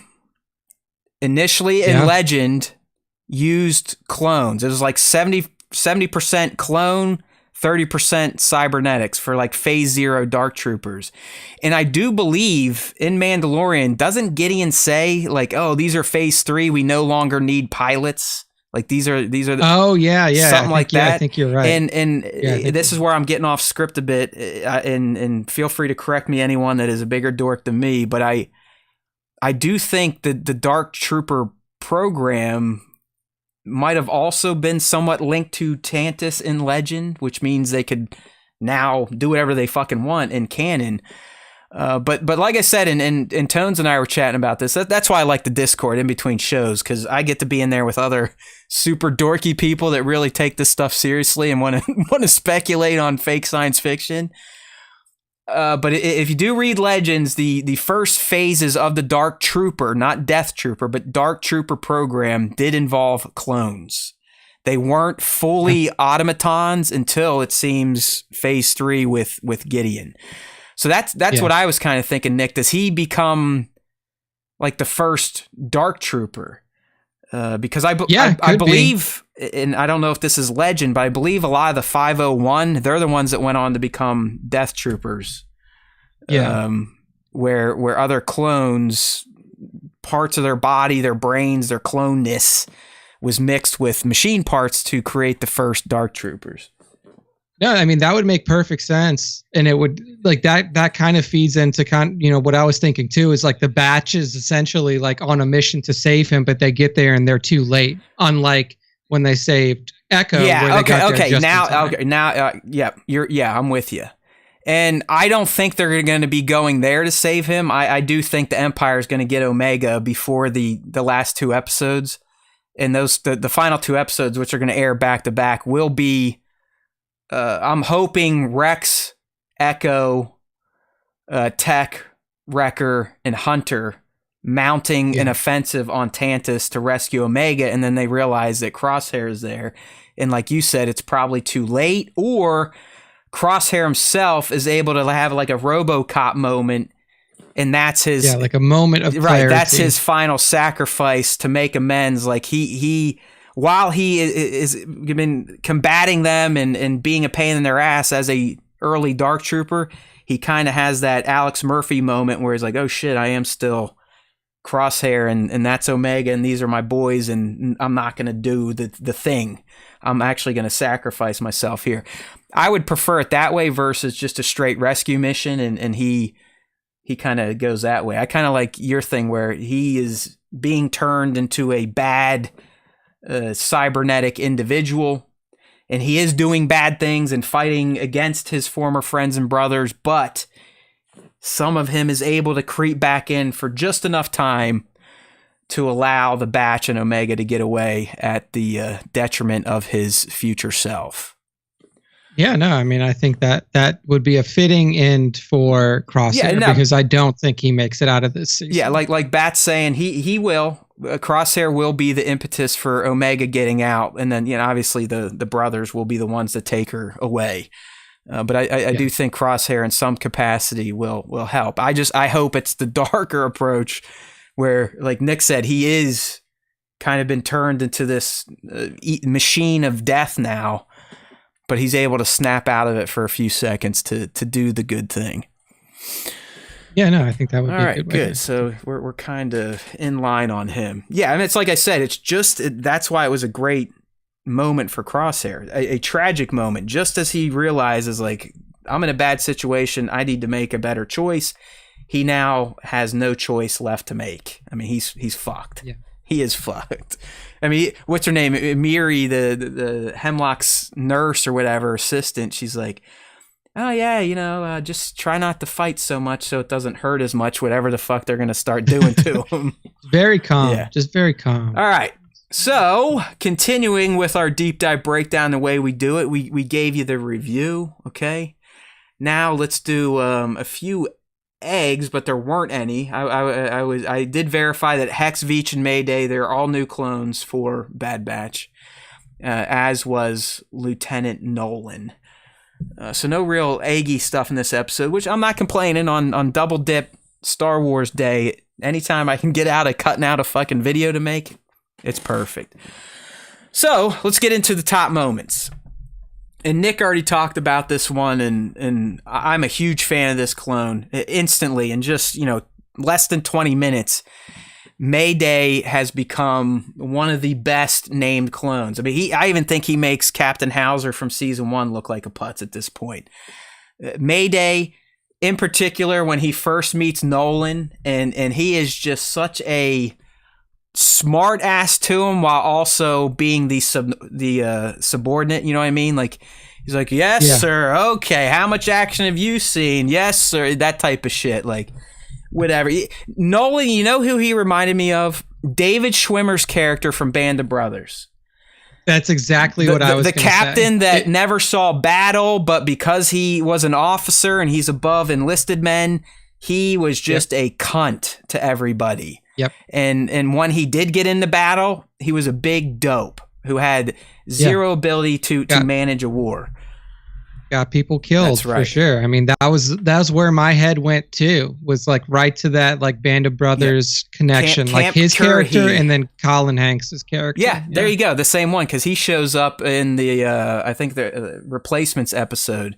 He comes in as a lieutenant to essentially take over Easy Company, who has been through the shit since day one. Yep. And he's just this clean shaven, right out of West Point motherfucker that only is an officer because they went to West Point. Exactly. But I loved how Mayday reacted to him. Like, yeah, sure, whatever. You're the boss, but fuck you. You're a nobody, without essentially saying fuck you. You're a nobody. So yeah. Plus, he's got a beard. Looks fucking great. Cool hair, slick back. Like I said, Mayday, FTW. Next top moment, Nick, and this seems to be a trend with me in the Bad Batch, but the action scenes, whether we love the meat of the episode, have been fantastic.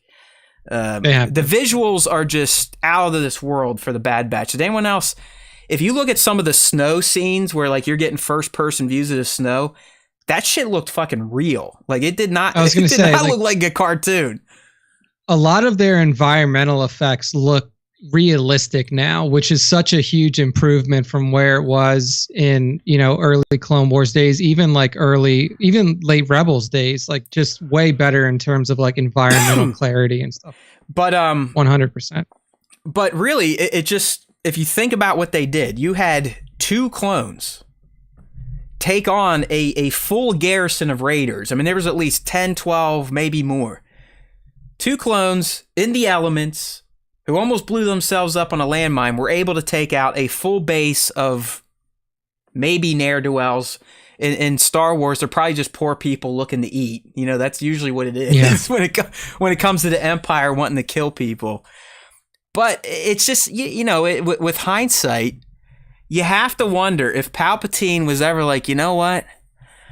Maybe I shouldn't have been a cheap motherfucker and just kept paying for these goddamn clones. Because if I kept these things around, I would have been unstoppable. I mean, unstoppable. I think, I do like the way that they kind of explain that away a bit. Because when they were talking to Nala Se, and then when whatever his name is at the end came in, they essentially said like, yeah, like he destroyed the cloning facility so nobody else can have this. Oh yeah, this tech. Oh yeah, and that's why Nala Se is like holding out on him and won't do anything, because they're like, look, I know what you did. Like you destroyed my whole planet, or like my whole civilization for your own greed. Like you just want to be the only person who can use this technology, and I'm not going to give it to you. So. Yeah, I mean, it is. That's the one thing we can critique Sheev on is he did not think out the clone stuff too well. He should have kept the clone army going, because I mean, you had a template for Spartan war Mandalorians. Like, let's be real.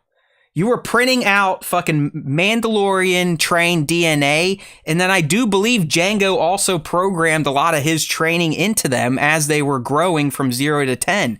Like they were also trained by Jango's upbringing, so they're fucking Mandalorians for the most part. And you could have had a full army of these motherfuckers, but oddly, a guy that took over the galaxy didn't want to pay for him. That's another one of those Star Wars things. You're just like what? Like at this point too, like money means nothing to You're the Empire. fucking emperor. Like just make up money. Be like, hey, you people, you're gonna build these clones for us, and we're not going to pay you. What are we talking about? Or even if you did, like you have access to the printing presses, like. Just it's like here's 100 billion credits. Yeah, just like print them. Hey, Lama Su, you're right, man. Here's money. Keep making money. But well, I'm sure you picked up on the only thing that they know is going to get Nala to talk is if they threaten Omega. So Lama Su's a true douchebag to his own kind and his creations. But anyways, yeah, Mayday's the fucking man. You gotta like his homage to Dangar, right, with the zombie wrapping himself up to try to stay a little warm. But good clone and great little battle scene there. And then, obviously the last top moment, Crosshair gets it. I mean, how about that guy?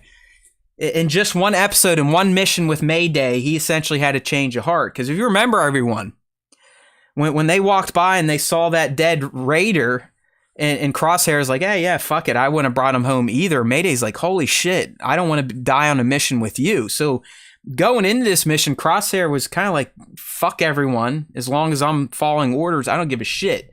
The weak can fucking die for all I care.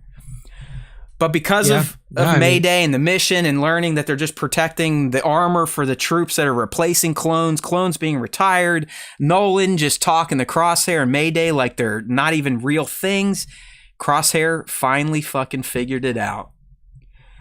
I loved it. Did you like the symbolism with the ice vulture throughout the episode, how it was circling and Mayday's like, you know, these motherfuckers will survive in the harshest of realities, and that's been Crosshair. Like, Crosshair is the ice vulture. He has figured out a way to survive as a clone in under the Empire, but that was it. Like, he's done. He made his choice, and that's all he. And I think that's what he realized. It's like, all I'm doing is surviving. Like, I'm not doing anything else here.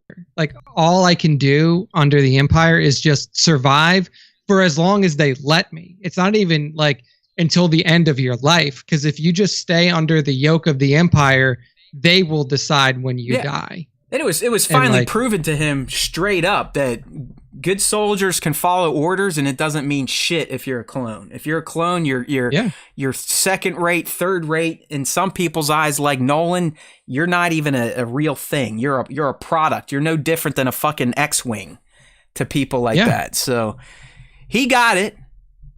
Just at the wrong moment, because now he's going to pay dearly. But as Nick and I kind of are speculating, even though shit's going to go really bad for Crosshair, he will ultimately be the savior in the end at the expense of himself, which makes sense for this character. Sort of and I'm with you. Like I don't think he can be rehabbed back into the group. I do think he is on a course for death. Yeah, I agree. Unless they keep everything secret with him, don't involve him at all in the Omega, and then he's the big reveal at the end that he has become a Dark Trooper, something that can combat the Batch and Rex, and he becomes like the big bad thing for season 3. But I don't know. I kind of I don't know if there's I think that the value is definitely in his sacrifice at the end rather than like keeping him around. But yeah, because I guess you could argue keeping him around, like that just adds to the tragedy of this character even more. Like, just as he figured out, like, oh shit, Empire sucks, they now have robbed him of any choice and have made him a cyborg of death. That would be a bit tragic, but yeah. So we'll see. We'll see what they do with him, but I do think that like keeping him around as a brainless zombie soldier you lose kind of all of the effect that you have of him now. So. Right. All right, so tomorrow, episode 13. I forget the title here, but it's Pabu. Pabu, Pabu, which means absolutely has nothing. To be a location of some sort. So we're probably a location or a person name is all I can guess. And you would think. I mean, we're obviously going to go back to the Batch. This could vary. We have 4 episodes left, so I'm saying tomorrow's episode, so 13 or 14, Omega's getting captured. 100%.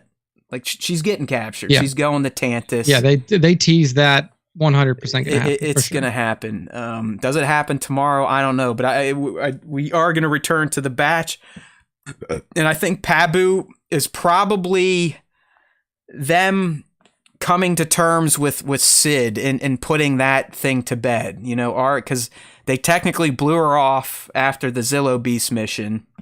So do we see Sid rat them out in episode 13, or maybe, do they try to work with her again?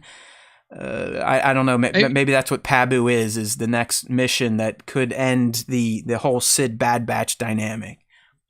I mean, because if you think about it, like, Sid's in it for the money. Like, Sid's in it like, I am helping you guys because you guys get me money. If you stop getting me money, then I will get money from your whereabouts from somebody else. I'll just sell you the fuck out, get my cash. Yeah, that's adios, what I mean. Like, they're either she is going to rat him out and kind of come through on her threat that you better come back and work with me and shit like that.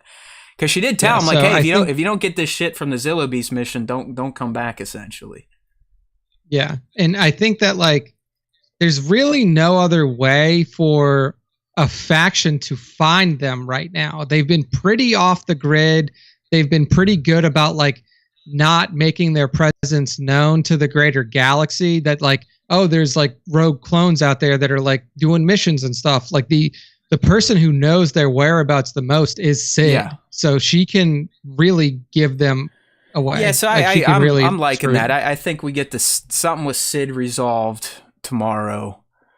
The last time we left the batch, they were, for the first time, they chose to, hey, we need to let the Resistance know about this in Echo and Rex, when they learned that, hey, the Empire really did clone the Zillo Beast and they are using it for something. We could see that check in, but I'm my speculation meter is definitely pointing towards we get some Sid dynamic resolution here. Yeah, no, I mean, I think that makes which could lead to Omega getting captured through Sid's bullshit. I think 100%. All right. So, I think those are both good calls. Then we'll have one more single episode. Then after that will be the Double Dipper, and I'll be back to one new Star Wars drop a Wednesday. And yes, I am counting them down. I've got 3 to go. 3 to go, and the last one is a double banger, so I haven't forgot that either. All right, dude, let's go ahead and start shifting gears to put episode 255 to bed, which means it's time for the fan segment, everyone's favorite Star Wars time show bit. All right, so the way we do the fan segment, we do the question of the week, which you can find on Tuesdays at Star Wars Time Show on Instagram. Check stories, check the profile grid. All you have to do is let the algo know you're interested and then leave a comment. And I did see we got at least more than 2 this week. So we snag those, and then we'll read them on the show, and sometimes we'll make fun of them, agree with them, hate them. You never know.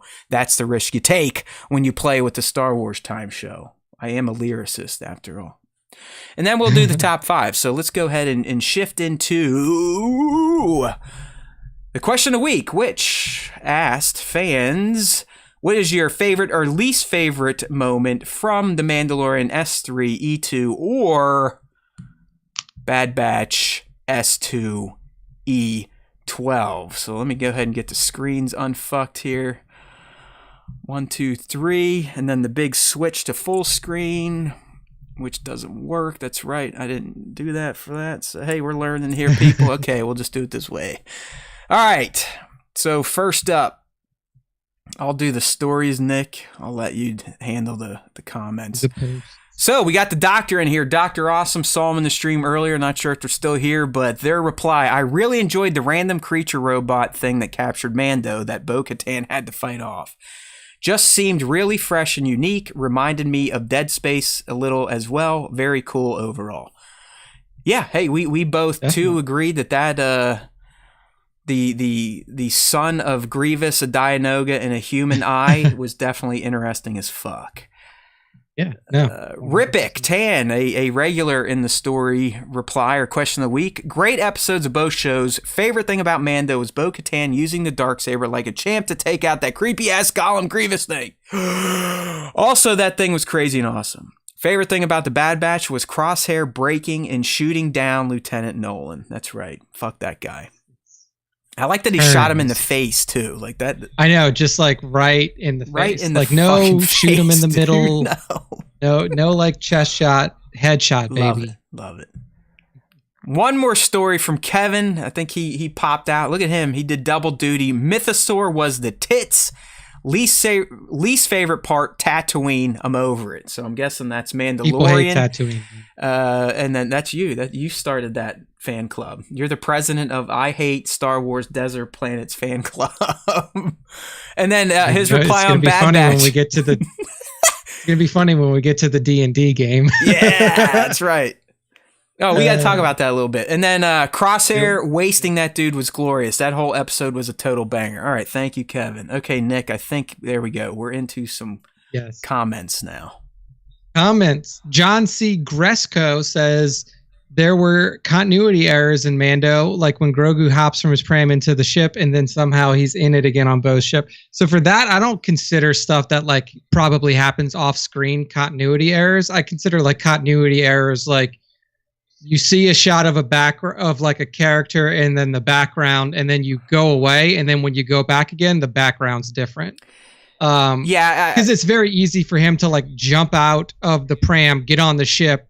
The pram obviously comes onto the ship with them, and then he gets back in it before you see him. But John again. C., so I don't consider we speak your name and we hear you.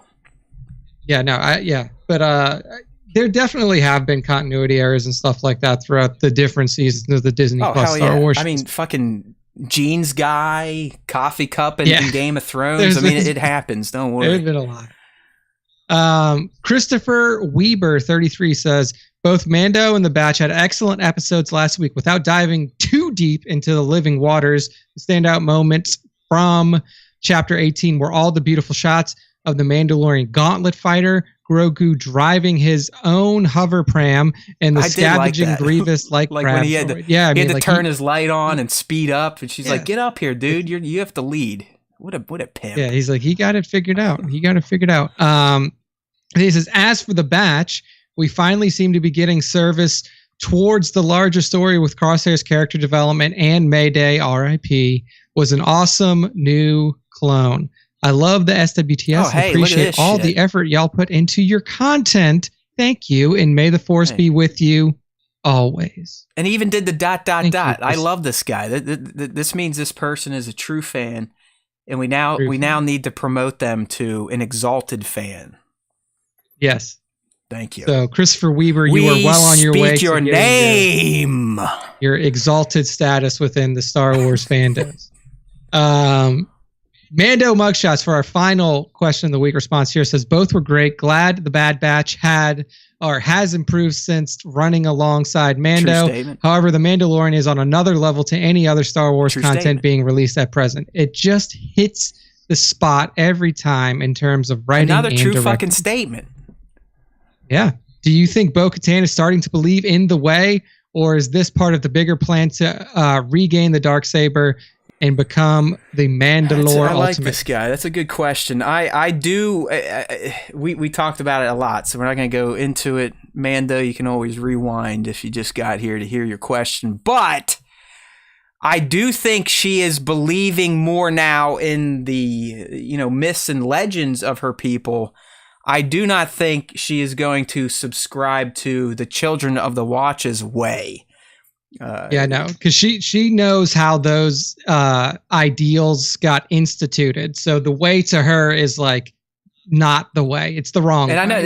So I don't think that she'll ever be a wayer. And the follow up I'm guessing Mando mugshots is implying that Bo is playing like a Palpatine long game here, and I don't know. I mean, maybe I don't see it, but maybe. I mean, she could be using it all, like you said, Nick, and. This is how she's gonna kick the fuck out of the Children of the Watch and just get them off the map. Just like, here we go. Because the thing is with the Darksaber, like at this point she's got it. Like she has it. She just used it. She picked it up off the ground. She gave it back to him. He gets it back when they're at the campfire. He takes it. Yeah, like if it was really that important to her, she would have kept. She would have chopped that motherfucker's head off and been like. I killed Din. I mean, technically, Din lost the saber, so I don't know if she's allowed to pick it up. But even if she still had to defeat Din and she really wanted it, she could have grabbed the saber and stabbed him in the fucking head and then walked out. I mean, technically, by Mandalorian rule, that eye monster is their new leader because he beat Din in single combat. More or less, and he took it from him. So that is a good point. That could be a technicality. What if she's like, they're having some session on this, and she's like, hold on, Grogu, pull up the footage. And she shows you, she's like, look, right there. See, you can see it at 10002 that he gains possession of the Darksaber. Therefore, Din Djarin no longer had possession. Ergo, by Article 2, Draft 3, I am now the owner of the Darksaber. Eat dick. And now we're seeing why I keep saying that this whole Darksaber thing is ridiculous. It's dumb as shit, so...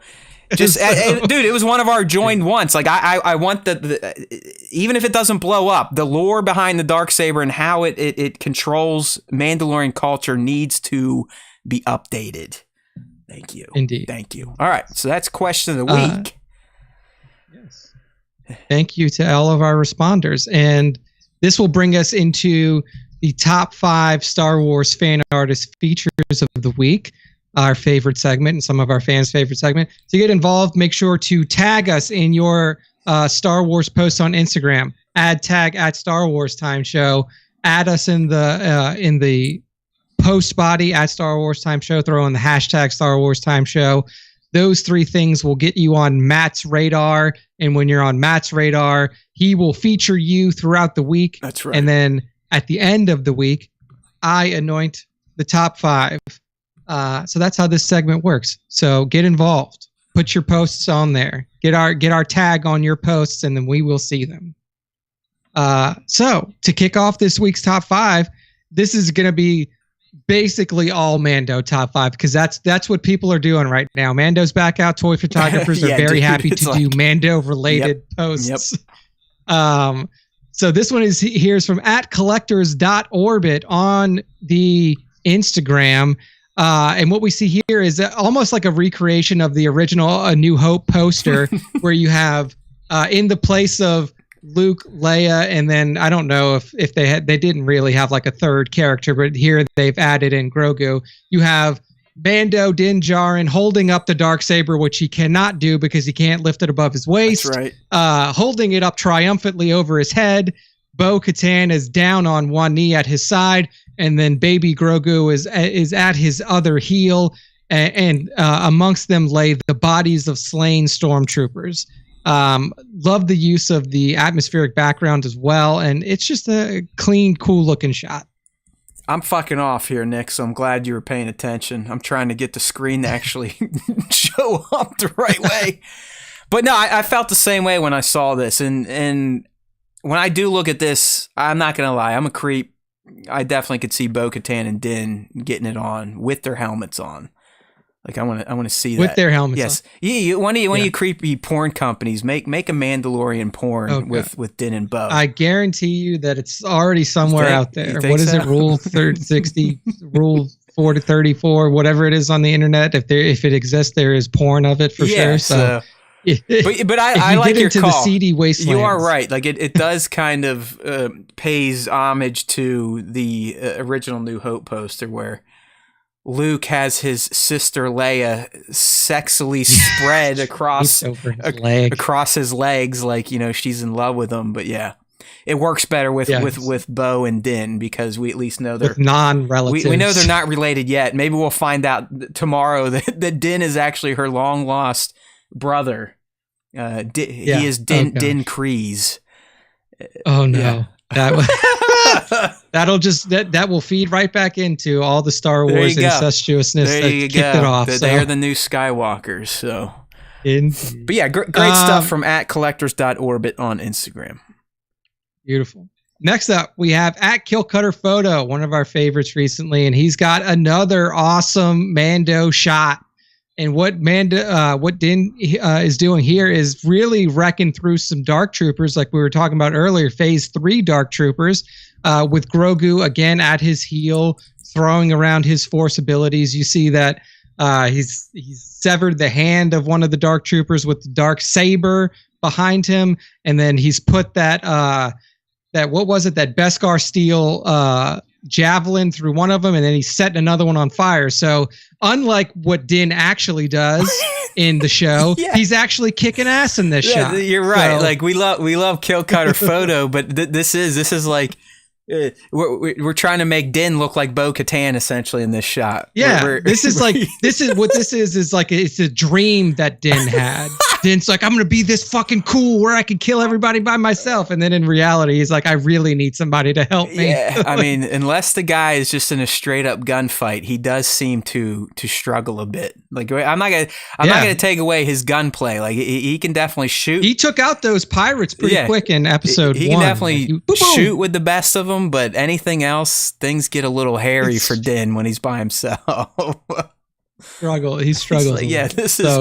We'll get Kill Cutter to recaption this. Din dreams of becoming Bo-Katan, something like that. Yeah, purely aspiration. Actually, this is what's in Din's head right now as he's knocked out once again, and Bo is saving him. Like he's in his head like, I'm a fucking badass. Look at me doing this shit, and then he's gonna wake up and be like, fuck it, was just another dream.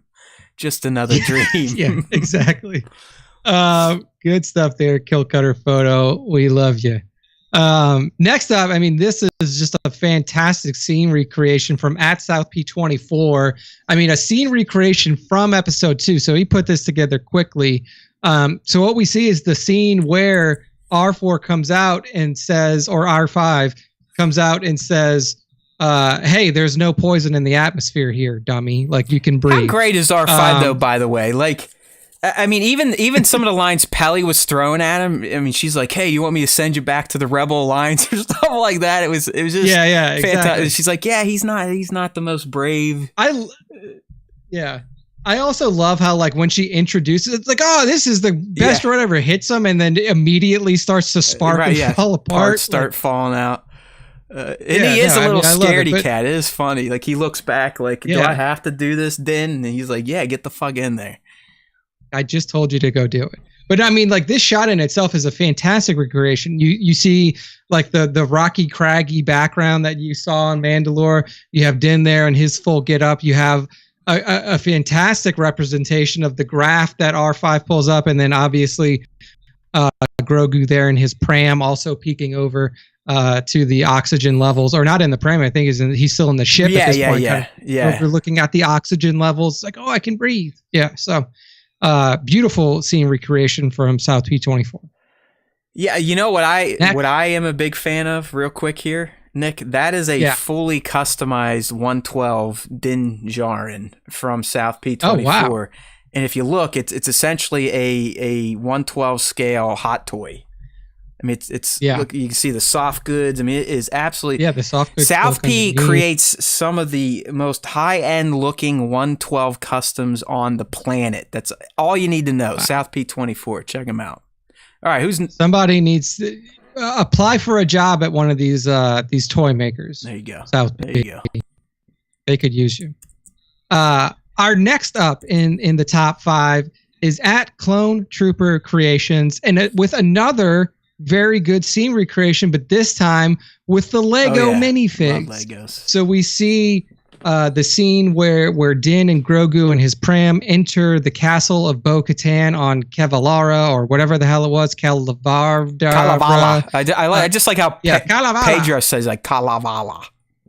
Yeah. And so you see the close-up scene where they're walking in, you see the columns in the background. I just thought it was like a very clean, well-executed shot, especially to include, like, the interior design of Bo's castle.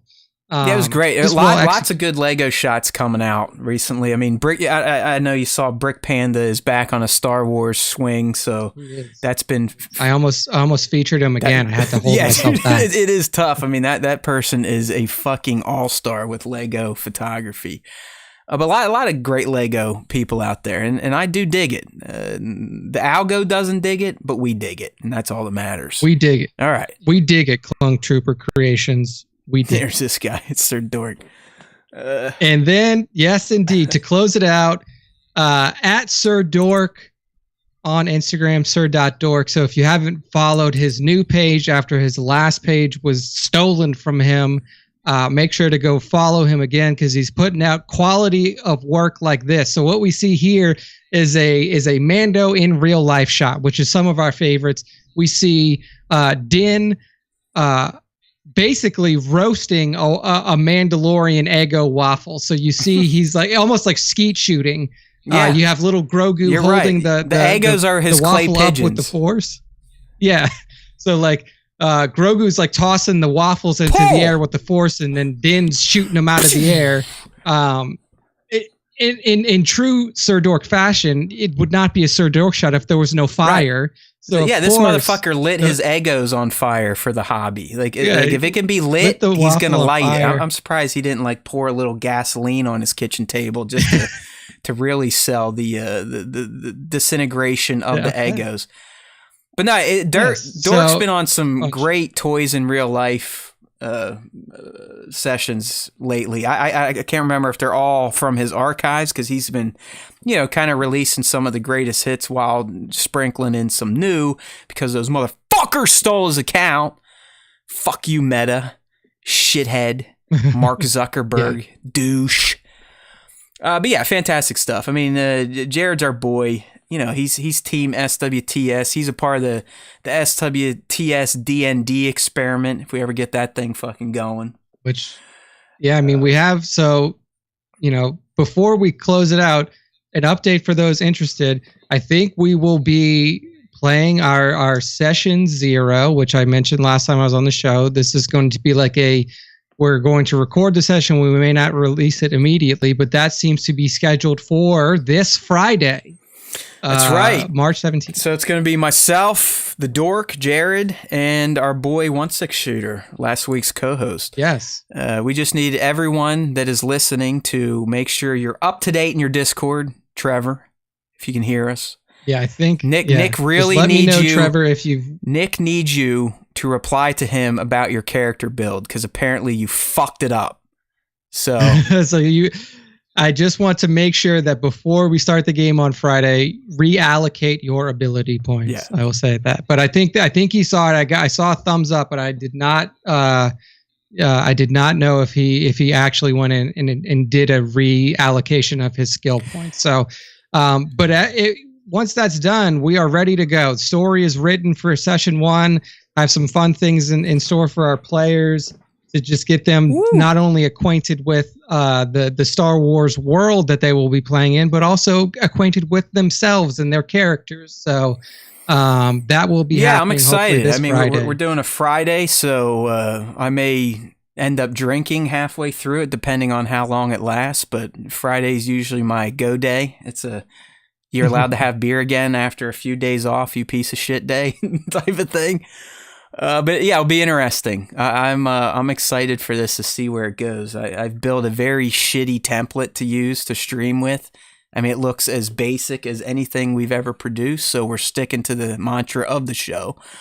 The less produced, the better. It's kind of how we roll. Yeah. But yeah, looking forward to that. So that'll be S0, and then if we don't piss Nick off enough once we get through that, we'll be hosting our first session live down the road. I'm starting to think I haven't written it yet, but I already have a plan in place and a story in mind for the official session. And 1. we will more than likely do that live. And the way I'm thinking, the way schedules are, could be a chance it's mid-April or after the Mando run, but who knows? But I would think in April at some point we'll probably have the first real session.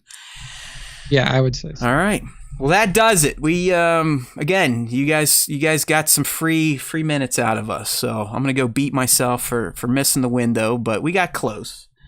We got close. We're close. We got close. We did good. But it is time to go. It's 7:30 for my old ass. I need to get some dinner and start helping wind down little kids. But it's been real, my friends. We always enjoy when you come join us for a live session of the SWTS. These days, we're going to be doing that 5 p. East on YouTube, with the recorded version going out on Wednesdays to podcast platforms, just like we used to. But keep it up. We need that feedback. I love feedback, even if it's bad. Did you like the new format today with the bigger screenshots, shit like that? Why do you like the show? Send us an email. We got email addresses out there. Leave comments. I'm very interested in what people have to say and think about this show, and not just the superlative stuff, the true fandom stuff. Like, oh, you guys are fucking cool. Hey, we know we're cool. That's why we do it. But how can we get cooler? You know what I mean? We want to be the coolest kids in school. So best way to stay in touch with the Star Wars Time Show in between live streams is StarWarsTime.net. Don't you forget it. StarWarsTime.net. We got all our links to all the platforms you would ever need to know to be in the know with the Star Wars Time Show. If anything else, I think I've got myself a career in writing jingles after we finish this podcast. All right, people. It's been real. There's always time for Star Wars Time. Don't forget tomorrow, youtube.com at Star Wars Time Show, looking for those breakdowns, looking for those Easter eggs, references, vids, the reviews. They'll be out there. I understand you're not going to want to watch them early in the morning. I just got to get them off my shoulders, but they'll be there for you, I promise, by the time you watch Mando S3E3 and the BB S2E13. All right. There truly is always time for Star Wars Time, my friends. We will see you next Tuesday And don't you forget that if you listen to the Star Wars Time Show, the Force, that one, the midichlorian one, will be with you always.